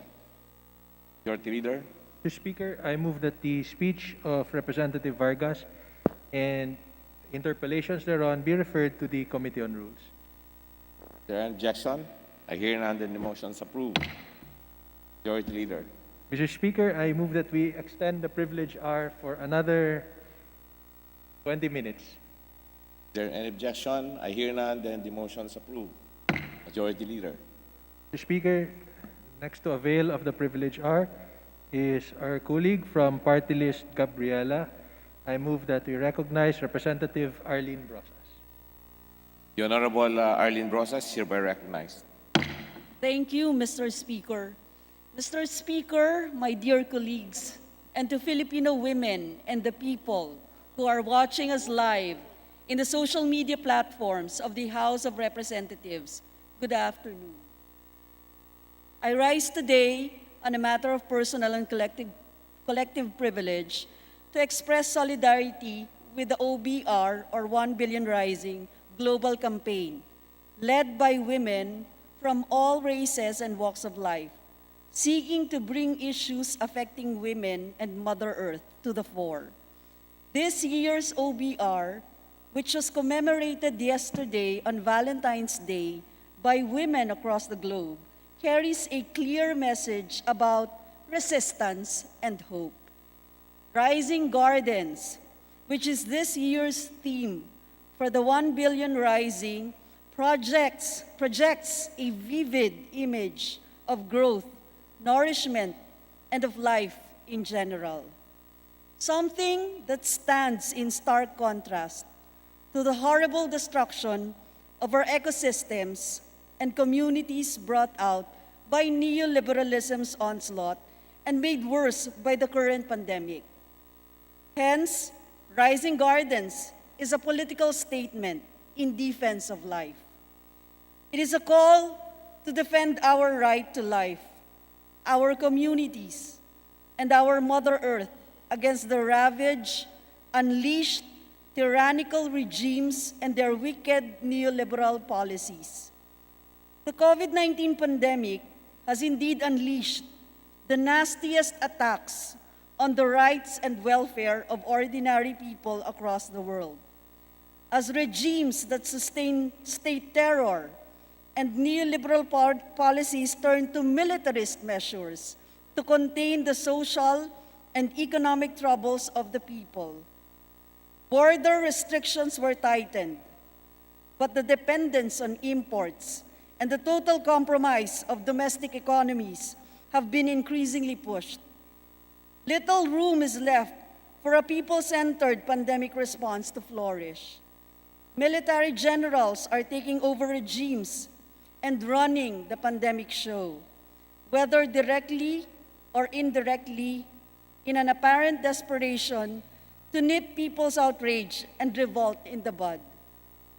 Mr. Speaker, ang temang Rising Gardens sa makatwid ay ang makulay na paghahabi ng mga panawagan para sa epektibong tugon sa pandemya, para sa suportang pang-ekonomiya sa mga vulnerableng sektor, para sa pagtigil sa pamamaslang, at para wakasan ang iba't ibang forma ng panunupil sa mamamayan.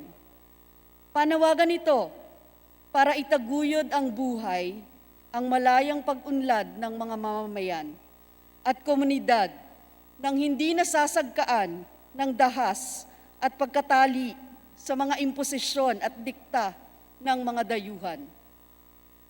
Sa Pilipinas, higit na makabuluhan ang temang ito. Lalo pat tinanggalan ang ordinaryong mamamayan ng anumang paraan para mabuhay sa gitna ng pandemya at krisis na kinakaharap natin. Dahil militarista at di epektibo pa rin ang tugon sa pandemya. Patuloy ang pagkalat ng virus at halos 600,000 Pilipino na ang nagpositibo sa COVID. Nananatiling walang katiyakan kung may libre at ligtas na bakuna na matatanggap ang mamamayan, samantalang vaccinated na ang PSG at ilang matataas na general. Patuloy na ipinagkakait ang 10,000 na ayuda sa mga biktima ng krisis, pandemya at kalamidad. At kahit nga yung kakarampot na ayuda sa Bayanihan 2 ay hindi pa rin nakukumpleto ang pamamahagi, magpasa hanggang ngayon. Nasa 4.5 milyong Pilipino ang no work, no pay mula Marso hanggang Desyembre 2020. Bukod pa sa milyon-milyong nawala ng trabaho. Patuloy ang pagsirit ng presyo ng langis at mga batayang bilihin na lalong naglulugmok sa mga pamilya sa gutom at kahirapan. Nakakabahala rin ang papatinding pang-aabuso sa mga kababaihan at bata sa ilalim ng pandemya at krisis. News about rising teenage pregnancies also indicate an alarming pattern of sexual abuse. Kasabay ng pagbulusok ng buhay at kabuhayan ng mamamayan ay ang todong pagsupil sa kanilang karapatan. Kaliwat kanan ng pag-aresto at pagkulong at nagpapatuloy ang tukhang at pamamaslang kapwa sa aktivista at ordinaryong mamamayan. Kaninang umaga nga lamang, ay pinasok ng pinagsanib na puwersa ng PNP Regional Police Regional Office 7 at DSWD ang Bakwit School ng mga lumad sa University of San Carlos, Talamban Campus sa Cebu. At sinasabing ito ay isang rescue mission of minorities brought to rallies. Sila ay napilitang magbakwit dulot ng matinding pambobomba at pagmimilitarisa sa kanilang komunidad. Sila ay napilitang magbakwit dahil sa pilit na pangangamkam ng kanilang lupang ninuno at patuloy na kapahamakang dulot nito sa kanilang araw-araw na buhay. Mr. Speaker, makikita sa kuhang video ng nangyaring paglusob ng kapulisan na nagsisiiyak at naghuhumiyaw ang mga lumad. Sa pilitan silang pinaghihila, pinagbubuhat, pinusasan, at dali-daling hinuli kasama ang kanilang mga datu at ilang mga guro. Mr. Speaker, given such circumstances, to envision life means seeking pathways out of the mess that we are in today. And to seek and create such pathways means to break old patterns and systems that constrict our very fundamental freedoms and inhibit the capacity of our domestic economy to grow. We cannot insist on relying on the outdated foreign investment-driven growth under Cha-Cha, for instance, as a way to supposedly revive economy, which, by the way, is on its lowest point since the official record began after World War II. Rising Gardens is a call for transformative change, for socio-economic renewal that truly nourishes life. To raise a garden is to seek life and break free from the chaos, sickness, repression, and suffering that we are in. And in raising a garden, we are nurturing hope. May pag-asa sa sama-samang pagkilos. May pag-asa sa kolektibong pagbangon para itayo ang bagong sistemang makatarungan at tunay na nagbibigay buhay sa mamamayan. Sa darating na Marso 8, mamarkahan natin ang pagdagundong ng panawagan ng kababaihan at mamamayan. Wakasan na ang krisis at pandemya, tumindig tayo laban sa pagpapabaya, tumindig tayo para sa sapat na ayuda sa lahat ng apektado ng pandemya, ng krisis pang-ekonomiya at ng sunod-sunod na sakuna. Tumindig tayo laban sa matinding korupsyon sa gitna ng pandemya. Tumindig tayo laban sa pakanang Cha-Cha na magbubuyangyang sa ating likas na yaman at patrimonya.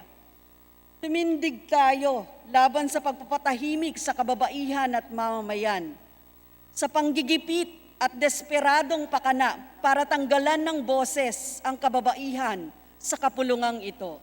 Maraming salamat, Mr. Speaker. Majority Leader.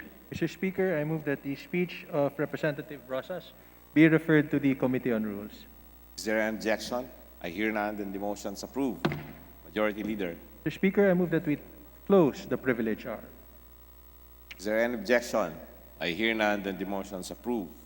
Majority Leader. Mr. Speaker, I now move that we resume consideration on second reading of House Bill number 7814 as contained in Committee Report number 550 and that the Secretary General be directed to read the title of the measure.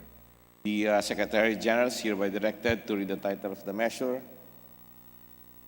House Bill number 7814, an act strengthening drug prevention and control, amending for the purpose Republic Act number 9165 as amended, otherwise known as the Comprehensive Dangerous Drug Acts of 2002. Majority Leader. Mr. Speaker, the parliamentary status is that we are in the period of sponsorship and debate. I move that we recognize to resume his sponsorship of the measure our most distinguished colleague, the chairperson of the Committee on Dangerous Drugs, Representative Robert S. Barbers.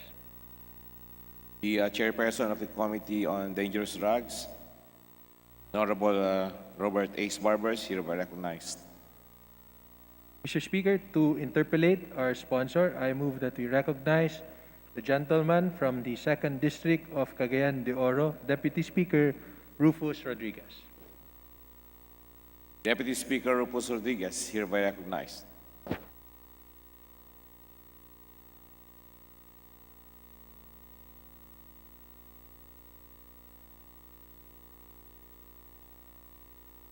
Mr. Speaker.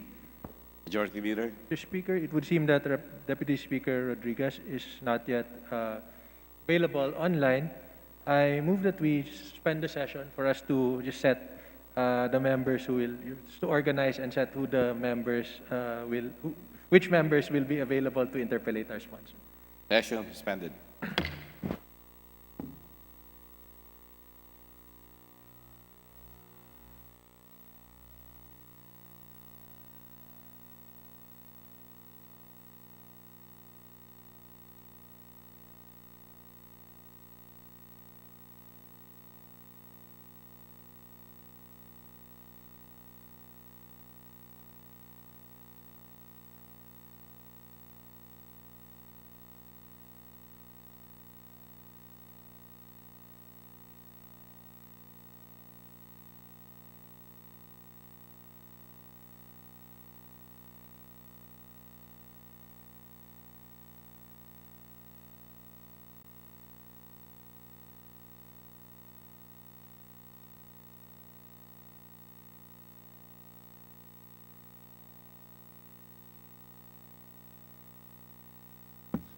Session resume.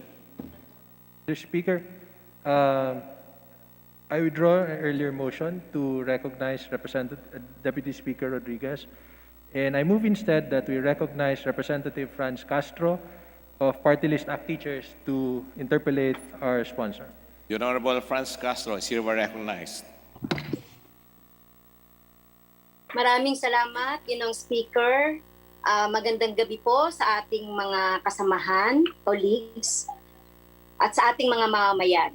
Pahintulutan po ba ng ating kagalang-galang na sponsor itong tinatawang ito na magbigay ng ilang mga katanungan kaugnay po dito sa amyenda natin sa RA 9165? Mr. Speaker, wala pong pag-atubili na isang karangalan na sumagot sa mga katanungan na ihahain ng ating kasamahan dito sa mababang kapulungan, si Congresswoman Franz Castro. Maraming salamat, Ginong Speaker.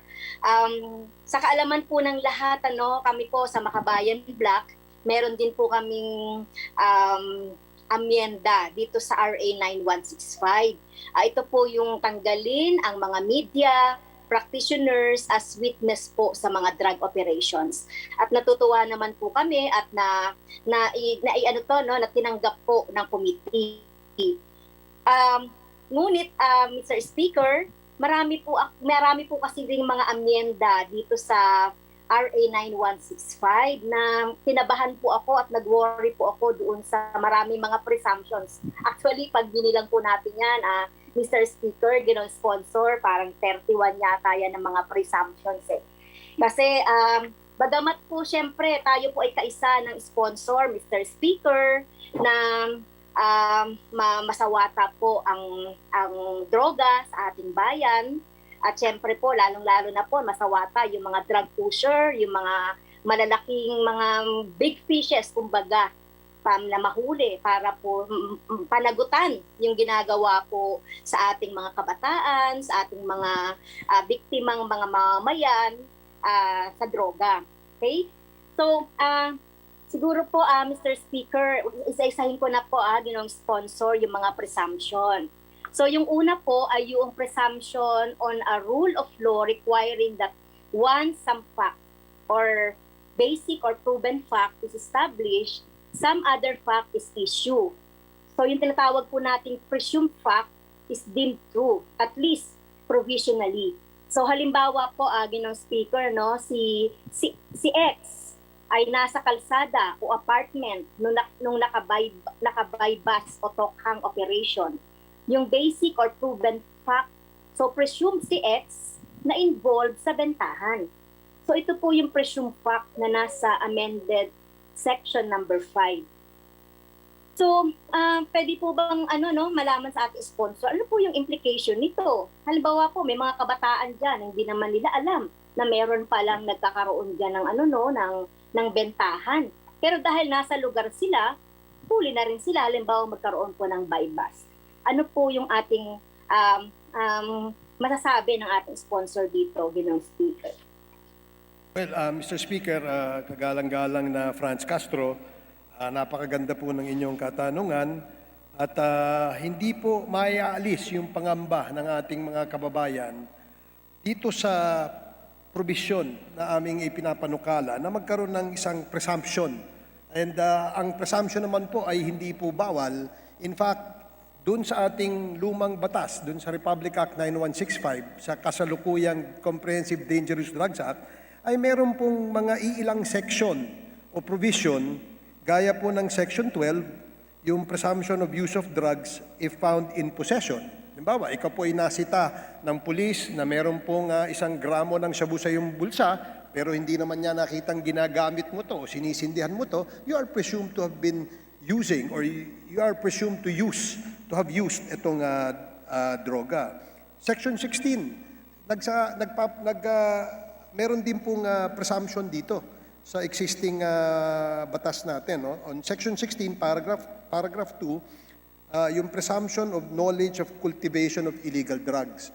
So, hindi po bago yung sinasabi nating presumptions. In fact, kaya po dumami sa panukalang batas na ito, dumami po yung sinasabi nating legal and disputable presumptions is because we want to run after the big-time drug lords, protectors, cuddlers, and big-time importers and exporters. Kaya ho, yan ho ang gusto nating ibigyan diin dito po sa proposal na ito na magkaroon po ng ngipin. Kasi kung makikita po natin, wala pa ho, simula ho noong 2002 na ipinasa itong batas na ito, wala pa hong cuddler at saka protector na nakasuhan. At the same time, wala pa rin na-convict na ito po yung kanilang ikinaso. So, that's precisely the reason, Mr. Speaker, dear distinguished colleague, na nilagyan po natin ng mga presumptions. Again, let me state for the record that these presumptions are legal and disputable presumptions. Okay. Maraming salamat, Mr. Speaker, doon sa napakagandang explanation po. Darating po tayo doon sa Section 16 dahil nga sinasabi po natin na talagang maraming presumptions. At itong mga presumptions na ito, kahit na wala pa rin nga po ito sa batas, Mr. Speaker, ginong sponsor, ay marami nang nabibiktima nito na mga, kumbaga, mga street, yung mga maliliit na biktima ng droga. Another section, Mr. Speaker, ginong sponsor, halimbawa po yung bahay o apartment na yon turns out ay bahay pala ni Y. Ang basic facts, bahay ni Y at nagkaroon ng pot session, halimbawa o bentahan ng isang beses. So sa mata ng batas, yung bahay ay isang drug den talaga o ginagamit sa bentahan at si Y ay operator ng drug den na yon. Presumed facts, ito rin po ay nandoon sa Section 6, Another example po, malayong kamag-anak pero ka-close ni Z si Y na pinatuloy niya sa bahay niya nung minsang pumatok. Dahil si Z, dahil presumed ngayon siya na to have shielded, harbored, or facilitated the escape of Y, amended in Section 4, o yung protector or cuddler or importer, nasa Section 5 po yun. Protector or cuddler or seller sa Section 6, protector or cuddler o nagme-maintain ng drug den, dive, o resort, which all pertain to immediate family member. Parang Mr. Speaker, ginong sponsor, parang epekto nito yung libo-libong tinamnan ng sachet, tinfoil, tutor at iba pa, yung libo-libong inakusahan na nanlaban at pinatay dahil sabi nga ng pulis, sila ay pusher, mga addict daw. Sa mata ng batas, sila na po ay guilty. So ano po yung masasabi natin dito? Kasi ito pong mga binanggit nating mga section, siya po yung magpapalakas doon sa ginagawa ng mga pulis natin na presumption daw. Pero in actual, hindi sila kasama, halimbawa. At dito nagkakaroon ng mga tukhang, yung mga illegal na pag-aresto, ng mga tinatawag natin na mga hindi naman sangkot doon sa trade or pagbebenta or anuman pong ginagawa on drugs.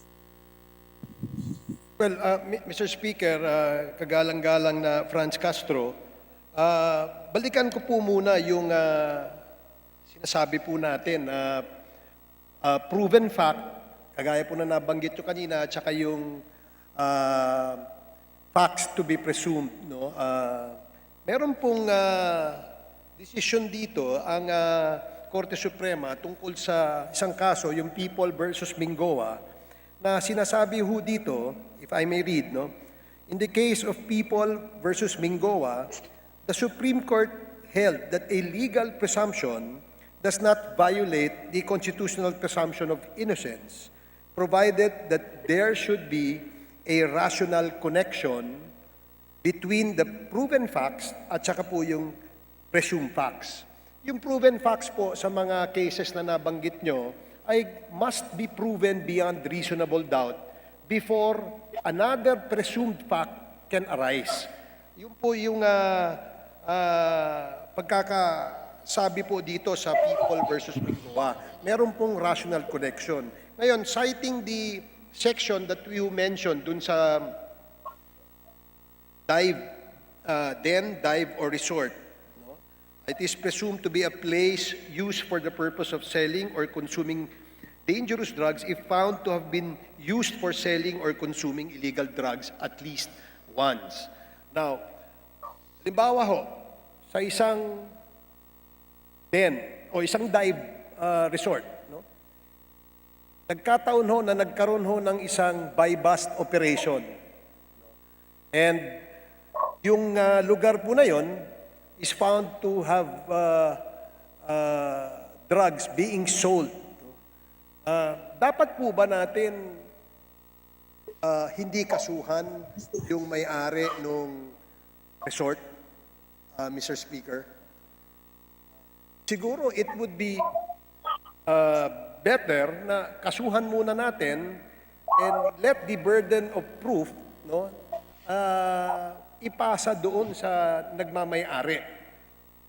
Kung hindi po siya guilty at hindi niya talaga pinagagamit yung kanyang resort as a drug den, a place where they sell and they consume the drugs, then it will be proven or disproved or maybe by presenting a contrary evidence, mapapawalang sala siya. Kapag halimbawa ho, ginawa niyang negosyo, pinagagamit niya sa mga adik yung kanyang resort, no? At bawat pumasok doon na gagamit ng shabu ay magbabayad sa kanya ng entrance fee. So, I think the best way to run after this is to use the legal disputable presumption, Mr. Speaker, distinguished colleague. Okay. So kaya nga po, Mr. Speaker, ginoong sponsor, the presumptions now reallocate the burden of proof. So from the law enforcement and the prosecution to the accused. Parang di po ba mag-ano muna ng probable cause bago magkaroon ng, bago mo ikulong. Parang ang nangyayari dito, ikukulong nyo muna bago hanapan natin siya ng o siya mismo yung accused, yung magpapatunay na inosente siya. Di po babaliktad yon. So may underlying presumption sa mga presumption at ito ay yung presumption of regularity performance of functions o presumption na palaging gagawa ng tama ba ang mga pulis o PIDEA, iba pa, o presumption na di sila gagawa ng shortcut o kabulastugan. Pero nasa Constitution ang presumption of innocence. Ang presumption of regularity in the performance of functions, lalo na po sa mga armado, wala. Pero meron po sa mga public officer because a public office, nasa ano natin yan, is a public trust. In other words, obligasyon ng mga nasa gobyernong opisyal na kumilos ang ayon sa tiwala ito ng publiko. Ibig sabihin, dapat bigyan ng batas ang mas mabigat na halaga ang presumption of innocence kaysa po yung presumption of regularity. Ano pong masasabi ng ating sponsor dito? Tama po, Madam distinguished colleague at Mr. Speaker, kung kapag ang pinag-uusapan ay wala hong na-violate or wala pong unlawful act. Remember, dapat to magkaroon ng unlawful act muna. And then when the person or the accused is apprehended, then the facts to be proven will come into play bago po magkaroon ng another presumption which is a presumed fact, Mr. Speaker, distinguished colleague. Gaya po ng example po natin kanina, doon po sa dive den or resort, kapag nagkaroon ng merong unlawful act po at may nagkaroon ng buy bust doon sa loob nung resort. So there was an unlawful act that was committed. At ito ho ay definitely will fall under the presumption that the place is being used as a drug den. Dahil why is selling and using drugs allowed in the place? So, yung burden of proof na will now shift papunta doon sa owner nung den. No? But that does not exclude yung criminal liability nung nahuli, yung na-apprehended. Kailangan meron hong nahuli, meron hong na-apprehend, meron hong violation of any of the provisions of this act bago ho mag-a-apply yung presumption. And remember, yung presumptions to be proven or proven fact must be proven beyond reasonable doubt before a presumed fact will be entertained. Tama po, sumasang-ayon po ako dito kung merong regularity na nangyayari po. Base po sa mga nakaraang mga experience natin, marami tayong masasite na irregular na nangyayari na ginagawa po ng ating mga otoridad.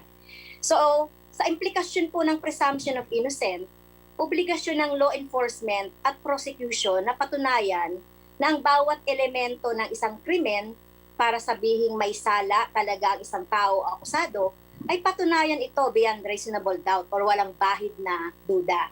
Tama po yan, sumasang-ayon po ako doon sa ating sponsor, speaker.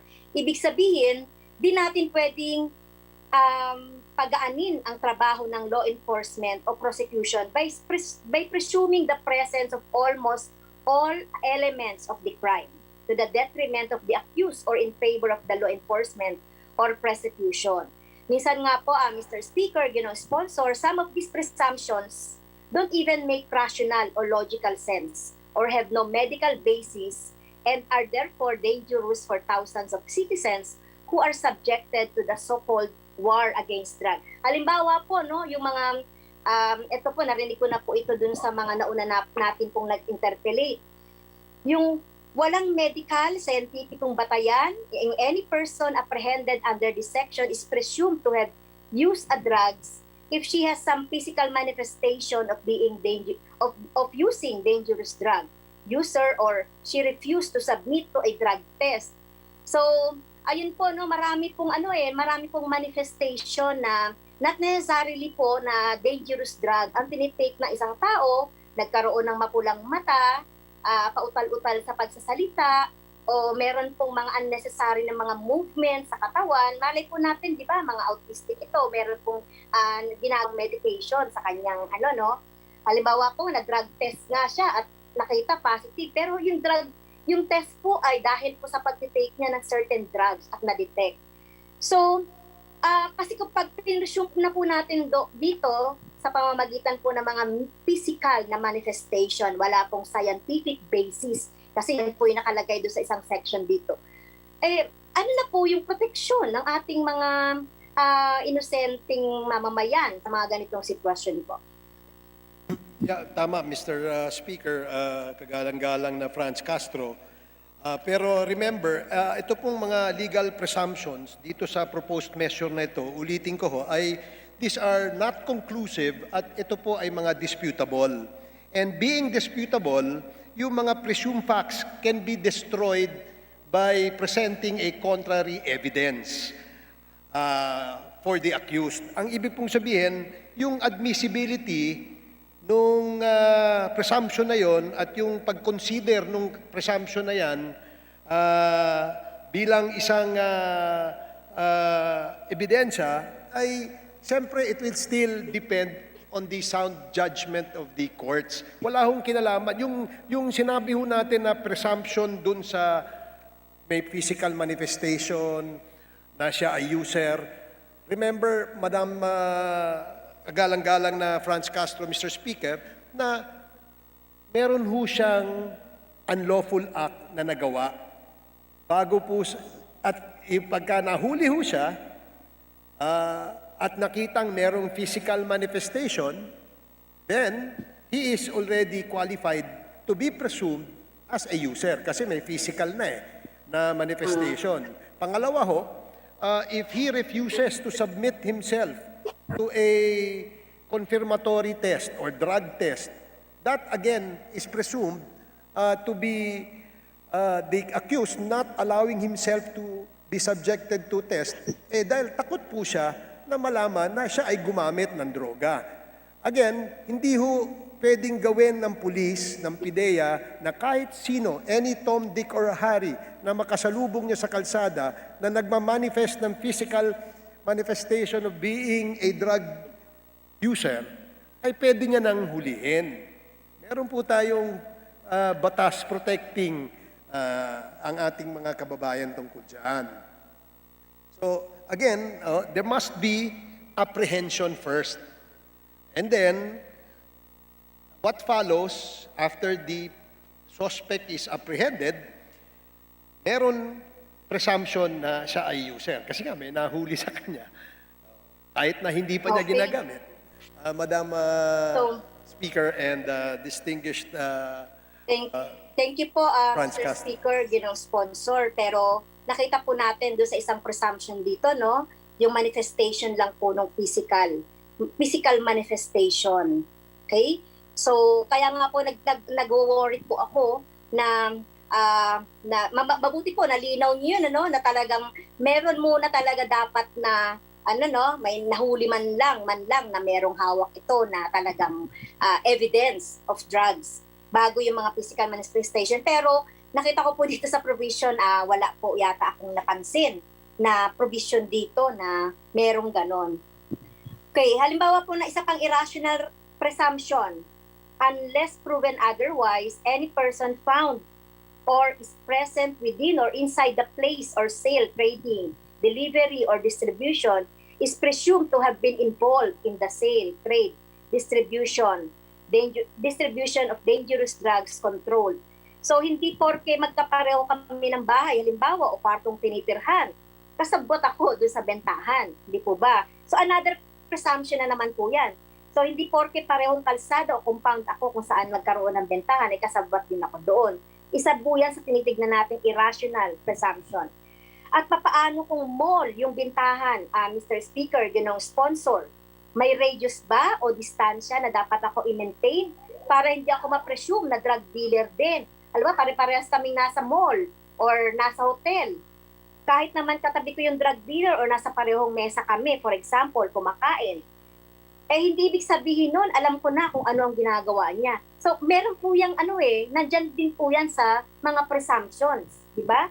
So, this presumption gives too much leeway, authority for the policeman, PIDEA, to arrest just anyone they find within the vicinity. So, ano po ang mako-comment dito ng ating sponsor, Ginong Speaker?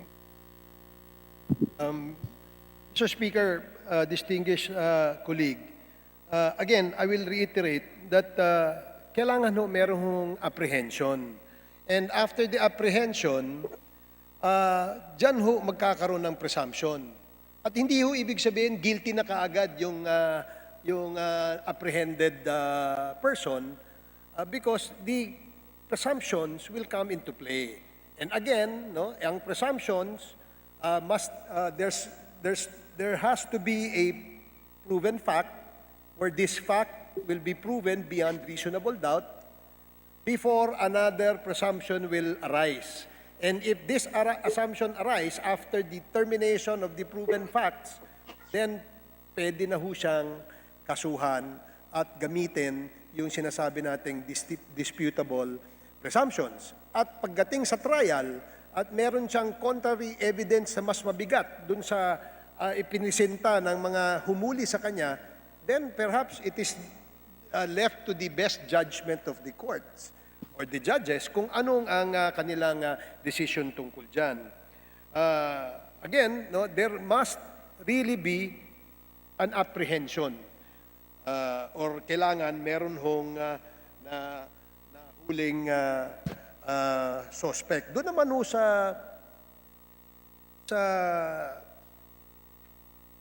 Distansya. So yung sa distansya, in fact, isa sa naging mainit na usapin in the TWG, doon sa, ano ba yung sinasabing premises? Kasi within the premises. At tama, no? Naintindihan ko ang agam-agam at ang pangamba ng ating kasamahan, si Congresswoman Castro, tungkol dito because napakalawak po ang ibig sabihin nito.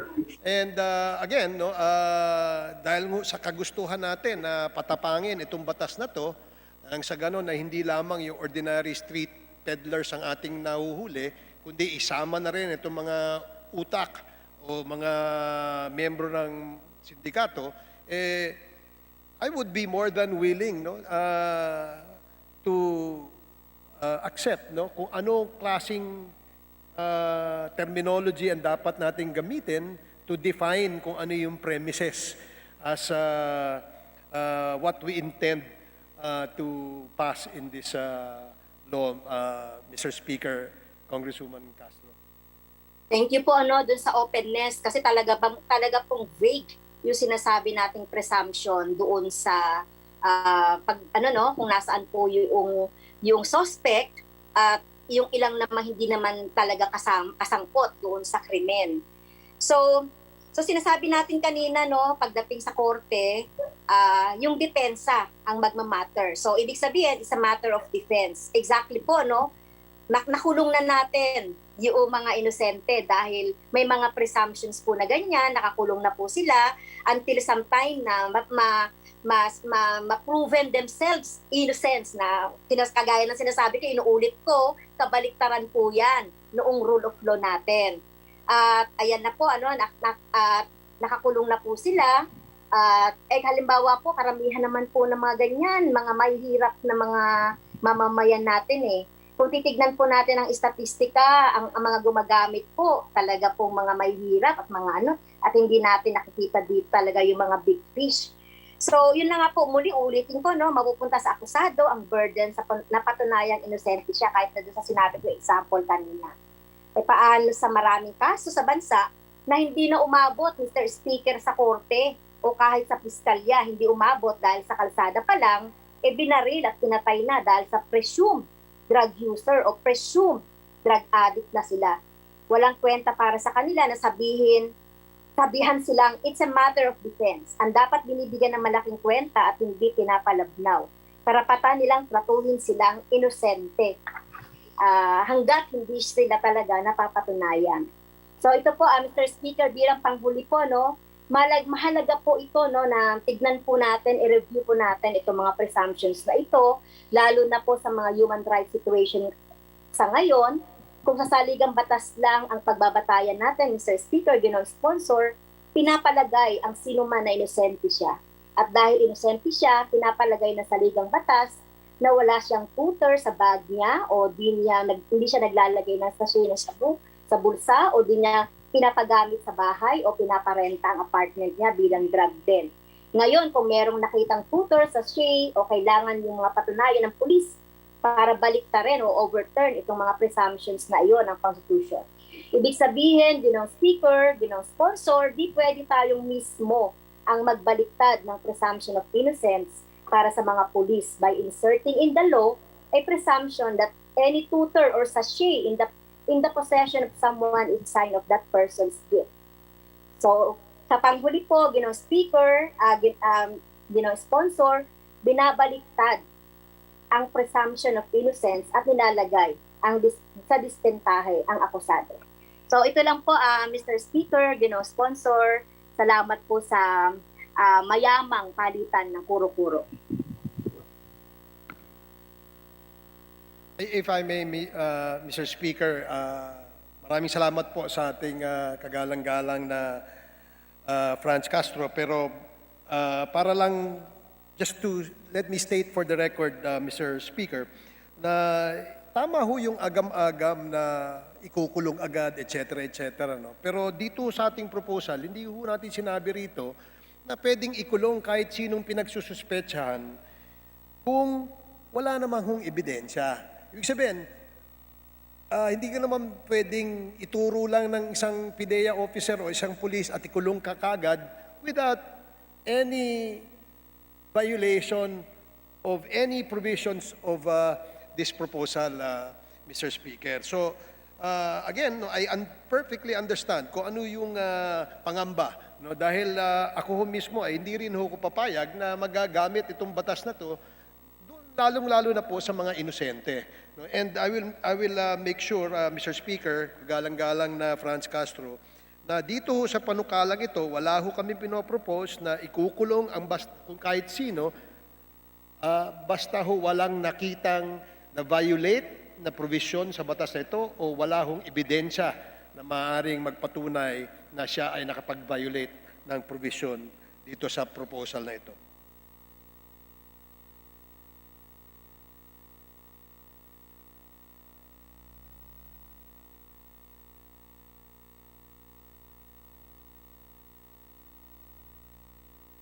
Majority Leader. Mr. Speaker, I move to suspend the consideration for House Bill number 7814. I so move, Mr. Speaker. Is there any objection? I hear none, then the motion is approved. Majority Leader. Mr. Speaker, I move to suspend the session until tomorrow, February 16, 2021 at 3 p.m. I so move, Mr. Speaker. Session suspended. Pwede pa bukas. Until tomorrow, 3 o'clock, February 16.